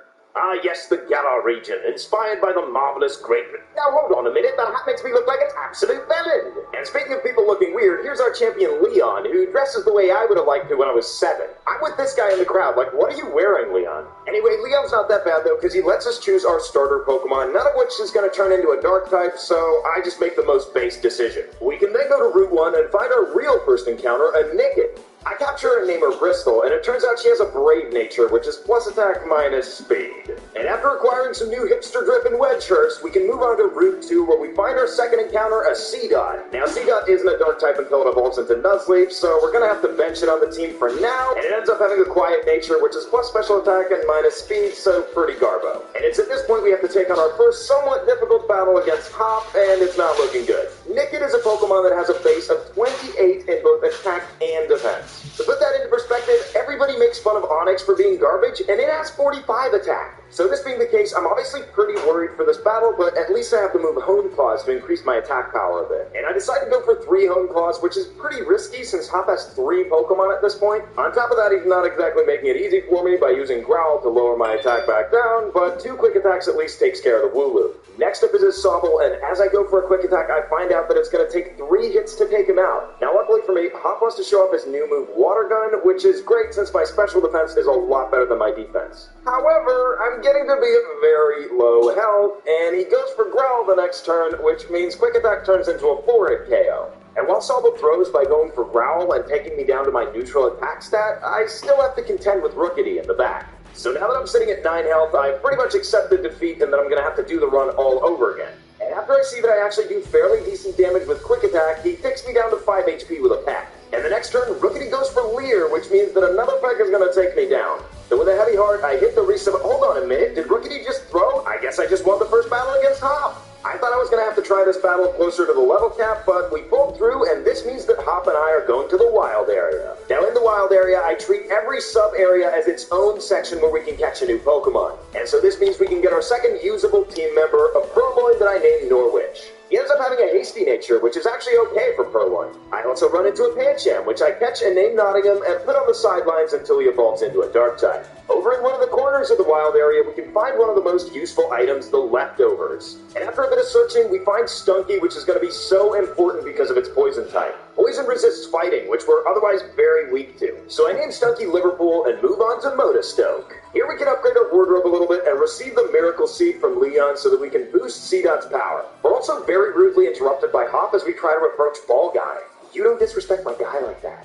We also have to join the gym challenge, and with that, choose our trainer number. Nice. Now, the great thing about Sword and Shield is that we have so many encounters before the first gym. And so on my way to Turffield, I catch myself a Zigzagoon that I named Chester, and then I head over to the Isle of Armor where I run into a Corphish that I named Derby. And while catching Derby, Seedot reaches level 14 through the experience share, so we now have Nuzleaf on the team. Say hello to Leaves. Nuzleafs. And speaking of Nuzleaf, I find a Leaf Stone in the Isle of Armor, which I decide to hold off on using for a while. I also end up running into Gloucester the Inkay and Glasgow the Poniard. And right before taking on the first gym, we run into the annoying trainer Bede, and his psychic types go down just the way you'd expect them to. Maybe you should have used fairy types instead, dog. I also remember to pick up the expert belt outside the fighting dojo, and now it's finally time to take on our first gym challenge. For this one, I decide to lead with Glass Skull, and I have one simple strategy: Expert Belt Fury Cutter. If you didn't know, Fury Cutter is a bug-type move that powers up every time you use it consecutively. The catch is that its accuracy is kind of iffy. Now, this is only the first gym, but we get to see the Dynamax phenomenon, which I way underestimated for this challenge. Luckily for us, though, Steel resists grass, and we can go for a Fury Cutter that doesn't quite take out Eldegoss. The next turn, we're introduced to Dynamax moves, and luckily for me, this time we're eased into it, and I don't take that much damage from Max Overgrowth, and I can take out Eldegoss with our next Fury Cutter to gain the first gym badge. Milo never actually stood a chance against Poniard, and after the gym battle, Chester evolves into Galarian Linoon. And at this point, this actually ends up being a huge power-up boost for the team. And we're going to need that power-up boost, because very shortly after facing Milo, we're going to have to go up against the Water-type gym leader, Nessa. These days, fridges clean their water dispenser with UV nanotechnology. The Home Depot care.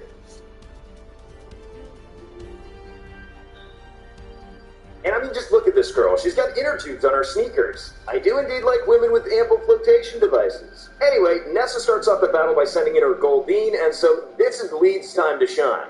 And after a fake out and a Razor Leaf, her Goldeen is ancient history. Her second Pokemon is Arrokuda, which is really fast and ends up getting a flinch on the first turn, but her second bite isn't as lucky, and it too goes down to a Razor Leaf. It's then finally time for Nessa's ace Pokemon, Dynamax Dreadnought. Now, I really don't want to switch anything into Dynamax moves from this thing, so I decide to stay in for one turn and hopefully live a Max Strike, and I actually do on very low HP in the red. I end up doing a substantial amount of damage with Razor Leaf, but the next turn we have to switch out. So I send in my tankiest Pokemon at the moment, which ends up being Chester, who actually tanks the Max Strike pretty well. Now, another one is going to knock us out, but luckily before the battle, I equip Chester with a Citrus Berry, which heals up just enough so that we can take another Max Strike. And after doing just that and tanking another Max Strike the next turn, I retaliate with pretty pitiful damage with a Night Slash. At this point, at least Dreadnought's Dynamax turns are over, but both my speed and health are pretty low, so I decide to switch out into Liverpool. I wouldn't exactly say that I take a Razor Shell well, but at least after Citrus Berry, I'm at a point where I'm pretty comfortable taking another one. Luckily for me, however, I get a clutch Razor Shell miss, and I can go for a Screech. I'm very glad that I was so confident in staying in because I live on 2 HP and I can retaliate with a bite which takes down Dreadnought and we get our second gym badge. And let me tell you, Dynamax only gets more and more problematic from here on out.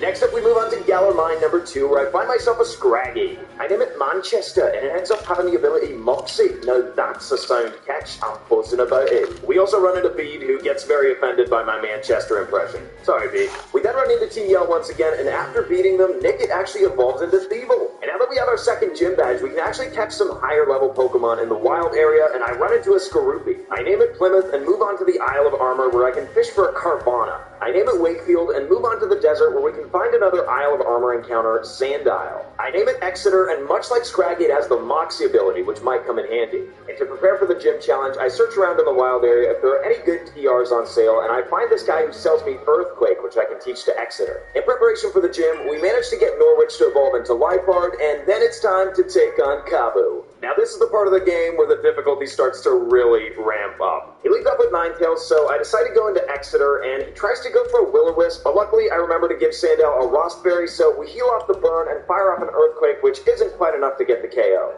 Now at this point, unfortunately, we've burned our Rossberry, so the next turn I do get burned and have my attack halved, but at least I can get rid of Ninetales with an Earthquake. This means I get a Moxie boost, which doesn't amount to anything in the end, since he sends in Arcanine, which intimidates me immediately. I figure I can tank one Flame Wheel, but it does a lot of damage, and we barely touch Arcanine with Earthquake. I decide Chester's my best switch in, but unfortunately I get burned right away on the first Flame Wheel. This means I have to consume my Rossberry one turn earlier than I expected, and I'm not going to get the fire off 2 nights HP and goes for Agility. That agility ends up being pretty clutch though, since I can live another Flame Wheel and take out the Arcanine with a Night Slash, leaving only Scorch. And let me tell you, ladies and gentlemen, Gigantamax Scorch was the beginning of the end for me. See, I had this great plan. I was going to use Protect to stall out Gigantamax turns and maybe not lose too many Pokemon, but unfortunately, Chester goes down to the first move. You live on in the Queen's heart, Chester. Next up I send in Inkay, which I thought I taught Protect, which probably wouldn't have mattered anyway, since it's quad weak to Bug, but that's it for Inkay. My final attempt to stall out the Scorch's Liverpool, and fortunately I actually taught it Protect. However, Scorch's G-Max Fire move actually traps me in Fire Spin, which means I'm not going to be able to switch out later. And even though Liverpool manages to pull off a Toxic and stall a little bit by using Protect, it ends up going down to a Flame Wheel. Liverpool, more like Deadpool. And so after losing half my team, I have to send in Scraggy, who can stall a little bit using Protect, tank a Flame Wheel, and then win us the battle by using Pokemon Sword is a game that I've only ever played once, so I figured it would be fun to revisit the 8th generation and see if I can beat a Pokemon Sword hardcore Nuzlocke using only Dark types. The standard Nuzlocke rules include that any Pokemon that faints must be permanently boxed, and you can only catch the very first Pokemon you find in any area. And in this case, we only get Night Slash. And if you can find another this means I get a Moxie boost, which consume my Rossberry one turn max Scorch was the beginning of the end for going to be able to switch out later. And even though Liverpool managed to pull off a Toxic and stall a little bit by using Protect, it ends up going down to a Flame Wheel. Liverpool, more like Deadpool.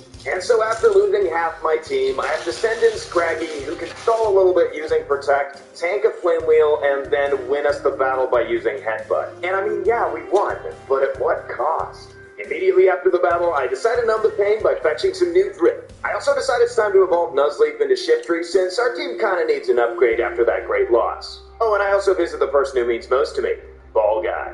I then have a very close call with a Team Yell Grunt where I almost lose Scraggy, but fortunately we pulled through, and after the battle, Exeter finally evolves into Krokorok.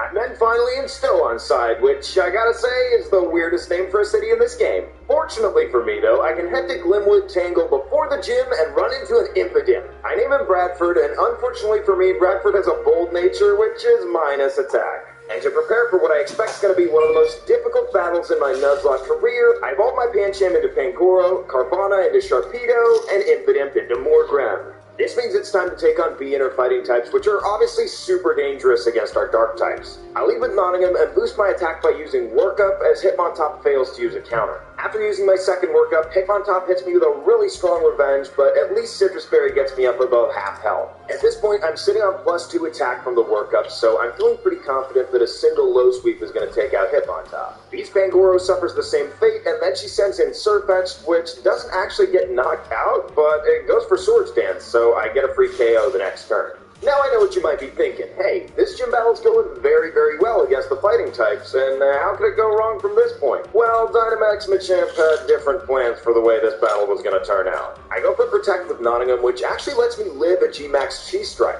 When you say it fast like that, it actually sounds like Cheese Strike. The second G-Max turn, I go for a low sweep, which actually takes Machamp under half health, but then Pangoro has to go down to a G-Max Cheese Strike. I then send in Thievul, who can burn the third G-Max turn by using Protect, and I actually live a Cheese Strike pretty well. But my success with Thievul isn't long-lived. It goes down to a Revenge the very next turn. Now here's my biggest mistake. I should have put the Sticky Barb on Thievul, that way I wouldn't have had to sacrifice Life Art too, but when Life Art goes down to Machamp, it means that the Sticky Barb is transferred, and Machamp is now taking damage every single turn. This makes the rest of the battle super easy, because I can just fake out to burn one turn, and the second turn I take it out by just using Protect. So at this point, that means we actually have 6 deaths, a full team of Pokemon, and if this is the way it's going to go, we're not going to be able to sustain these raids for very long. Next we have to go look at these murals, which Beat is trying to tear down, which I totally understand, because it looks like a 7-year-old painted it. Leon, was that you? So after we defeat Beat, the chairman's facial expression pretty much sums up how I feel about this game's whole storyline. And after we arrive in Valonlia, we can pick up the super useful item, the Eviolite, or as you guys in the comments insist, Eviolite. Yeah, I feel kind of E-violated by your harsh criticisms of my pronunciation. That is...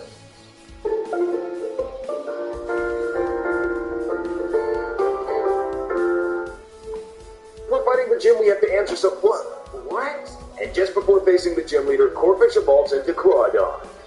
Now the next gym fight is Opal and her fairy types, and this may sound very difficult on paper, but I had a sound strategy. The first turn I use Protect just to burn off a turn so that I get to Opal's question. And since we know she's called the Wizard, she doubles our speed stat. I then go for Hone Claws as I get hit by a super effective Fairy Wind, which doesn't actually do too much because of Eviolite. Now the only flaw with my strategy is that we have to use Iron Tail, which isn't very accurate, but luckily we can take out Weezing with a couple. That's why it's important that we went for Hone Claws, and Intimidate from Mawile nullifies my attack boost, but at least our accuracy is still good. And after knowing Opal's favorite color is purple, we get our defenses doubled, which means I can safely go for a Hone Claws and live on 2 HP after Draining Kiss. Now at this point we're in a really good position. We're at +2 speed, +1 attack, we take out Mawile, which means we get another Moxie boost, and the accuracy boost from Hone Claws means that we're going to hit Iron Tail every single time.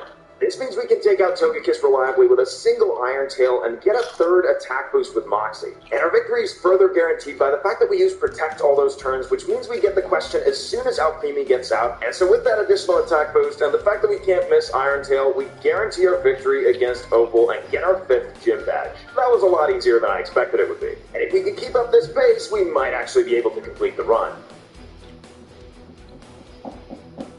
These days, fridges clean their water dispenser with UV nanotechnology.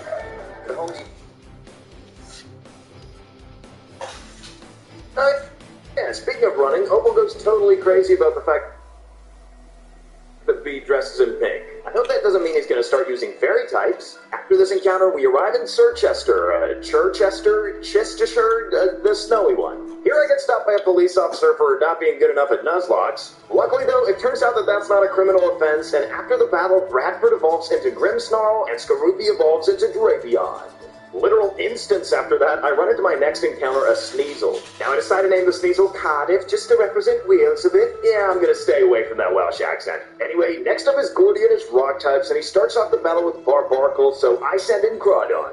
Knowing he's most likely going to go for Shell Smash, I decide to set up on my own and go for Swords Dance since most of the other moves he has can't really touch me. That being said though, I take more than half from a Razor Shell after taking him down with my own Razor Shell. I thought Shuckle would be a 2-shot with its massive defense, but it too goes down to a Razor Shell. And for Stoneturner, I specifically relearned Bubble Beam since it has a mere 20 special defense, so it's going to go down no problem. It's then time for Gordy's big bad boss Pokemon, Colossal, which is literally slow as dirt. So even though Derby's a really slow fish on land, we can just take it out with a boosted, quad-effective Razor Shell. Looks like Gordy just got rocked. Yeah, I'll see myself out. But as soon as we've defeated the gym, we can take on Team Yell and help this doctor guy who ends up giving us the Rotom Bike, so now we can ride on water. And on my way to Spikelet, I find the Scope Lens, which is going to be super useful for our Sniper Drapion. I can also pick up the Razor Claw in the wild area so that we can evolve Sneasel. And honestly, I'm not sure if this is a Pokemon gym or a gymnastics gym. It turns out the gym actually belongs to a Dark-type trainer that doesn't like Dynamax. Hold on. Anyway, Piers leads with Scrafty, so I start off with Sneasel just so that I can eat and Intimidate. I then go ahead and swap out into Bradford, who can very easily tank a Brick Break and start going for power-up punches. The only problem with this is that this Scrafty has Sand Attack, and you guys know I hate accuracy strats. Fortunately for me though, I not only connect with my next power-up punch, but the following one as well. This means that Scrafty goes down, and our next opponent is his ace Pokemon, Obstagoon. I managed to hit him with a Spirit Break, which takes him down to super low health. And the next turn, he goes for Obstruct, which harshly lowers my defense, and I see this as a sign from the RNG gods to switch into Plymouth.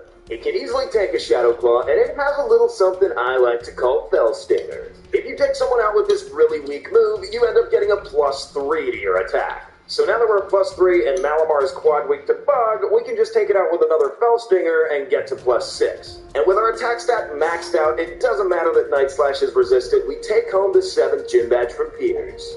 In preparation for Raihan, I find out that the wild area is the only place where the day-night cycle works, so I manage to finally evolve Sneasel into Weavile. I also see that the Isle of Armor has foggy weather, so I run into a Zorua, which I catch and name London. And not long after being caught, London evolves into Zoroark. And this means that it's now time to face Raihan, a double battle that I'm very, very scared of. And here's the thing, his Flygon has Breaking Swipe, which hits both your Pokemon and lower their attack, so I have to get rid of it immediately with Weavile's Ice Shard. And I went ahead and picked up Dragon Dance from a max raid in the wild area for Manchester, but this means we're unfortunately going to have to sack Weavile. Except for some odd reason that I can't understand, Gigalith goes for Stealth Rock instead of Body Press, so I guess Weavile lives. Next he sends in Sandaconda, so I can go for the low kick on Gigalith, which doesn't kill, but that's perfect, because then I can get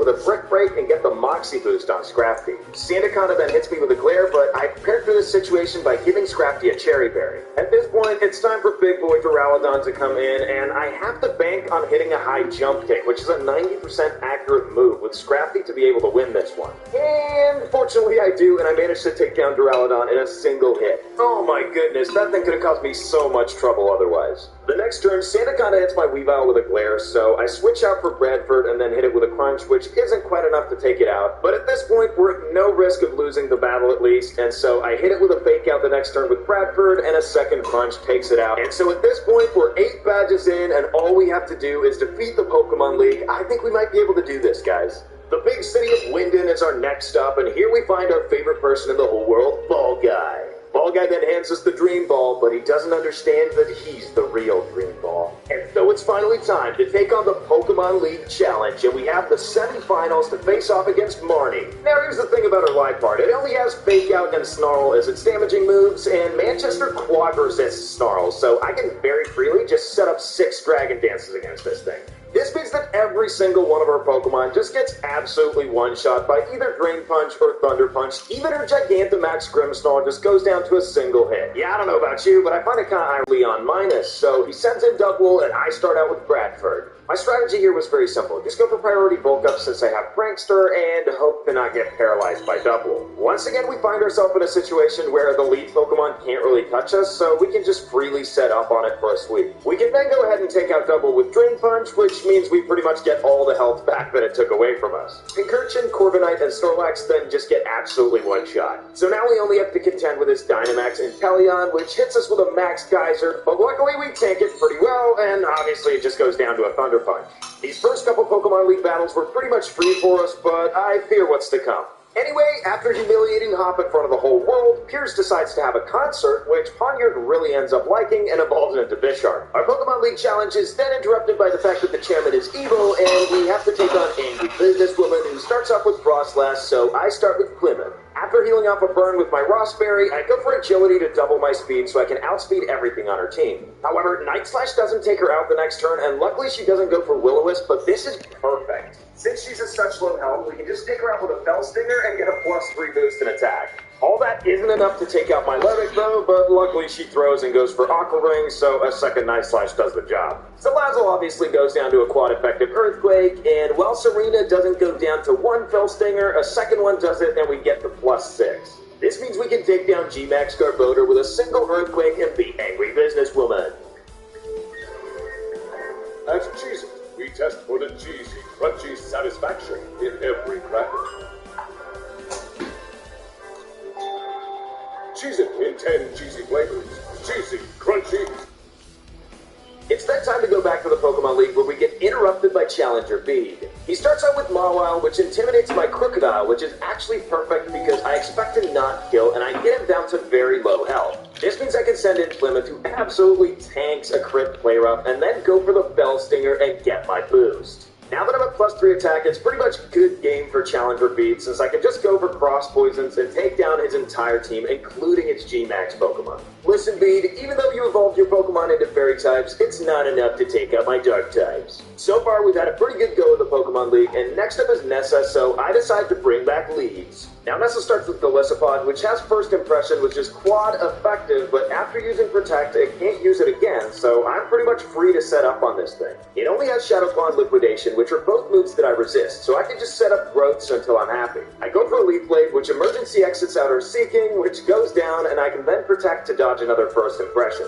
I then decide to go for another Growth, because why not? It's pretty much free, and I take it out with another Leaf Blade. Her next Pokemon is Pelipper, which is faster than me, so I go for Sucker Punch and take it out in one hit, and same goes for Barraskewda. And since Dreadnaught's so slow, it just goes down to a quad effective Leaf Blade. So that's it for Nessa, and we now have to go up against Bee once again, and perhaps relive our nightmares. She starts out with Hawlucha, so I send in Bradford, who can go for priority bulk ups because of Prankster. She then actually misses her first high jump kick and takes out half her own health, so I can go for a second bulk up. After taking a few high jump kicks that actually hit me, I take it out with Thunder Punch. Our next Pokemon is Phalanx, which goes down to a few Drain Punches, and both Sirfetch'd and Grapploct get one-shot by a Play Rough. Then we've got G-Max Machamp, and boy does it feel good to one-shot this thing with a Play Rough, since it caused so much devastation to the team. And I'm very happy happy about the fact that we don't have to go up against any more fighting type trainers, but now we have to face Ryan and his dragons, this time in a single battle. Since Crocodile's pretty tanky, I decided to go for a bulk up, and I actually have to eat a solar beam, which is really powerful, but we end up living to hit. I don't know what this guy was thinking using a Torkoal, but it gets absolutely knocked out by an earthquake, and so does pretty much everything else on Ryan's team. His Flygon goes for Sandstorm, and because of all the Moxie boosts, I can just take it down with a crunch, and sitting at +4, we can easily one-shot G-Max Duraludon. And now we only have to face the champion, except for the fact that the chairman decides he wants to ruin the world with gigantic Pokemon, which is a pretty cool plan to be fair, but we gotta stop him. But here's the thing, we've got the unstoppable Dragon Dancing Manchester on our team, and Megahorn doesn't quite do enough to take us out. So the rest of Rose's team gets absolutely clapped since we get Moxie boosts every single time, and even Caporaja can't stand up to Manchester. But the chairman just golf claps and says that Doomsday's still on, so we gotta deal with that. So we summon the legendary puppies, you know, the good one and the chunky one. And I gotta say, Behemoth Blade is a pretty awesome animation. And at this point, the game forces us to capture Eternatus, so I decide to make Ball Guy proud, and I catch it in the Dream Ball. It's now finally time.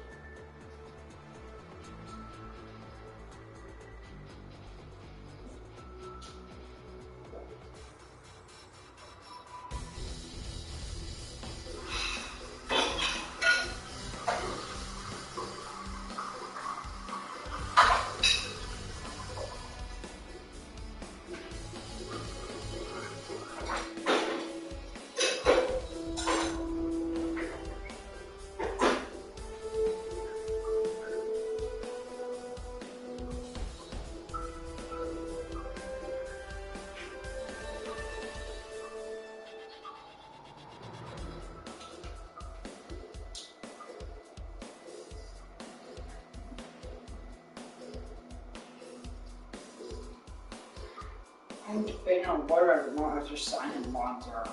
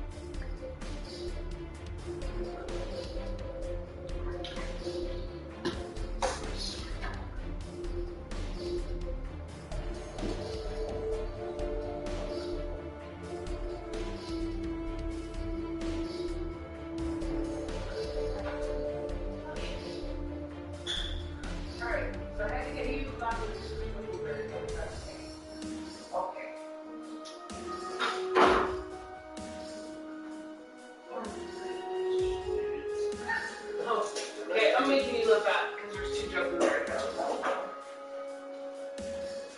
Okay, so you're okay separating your own food?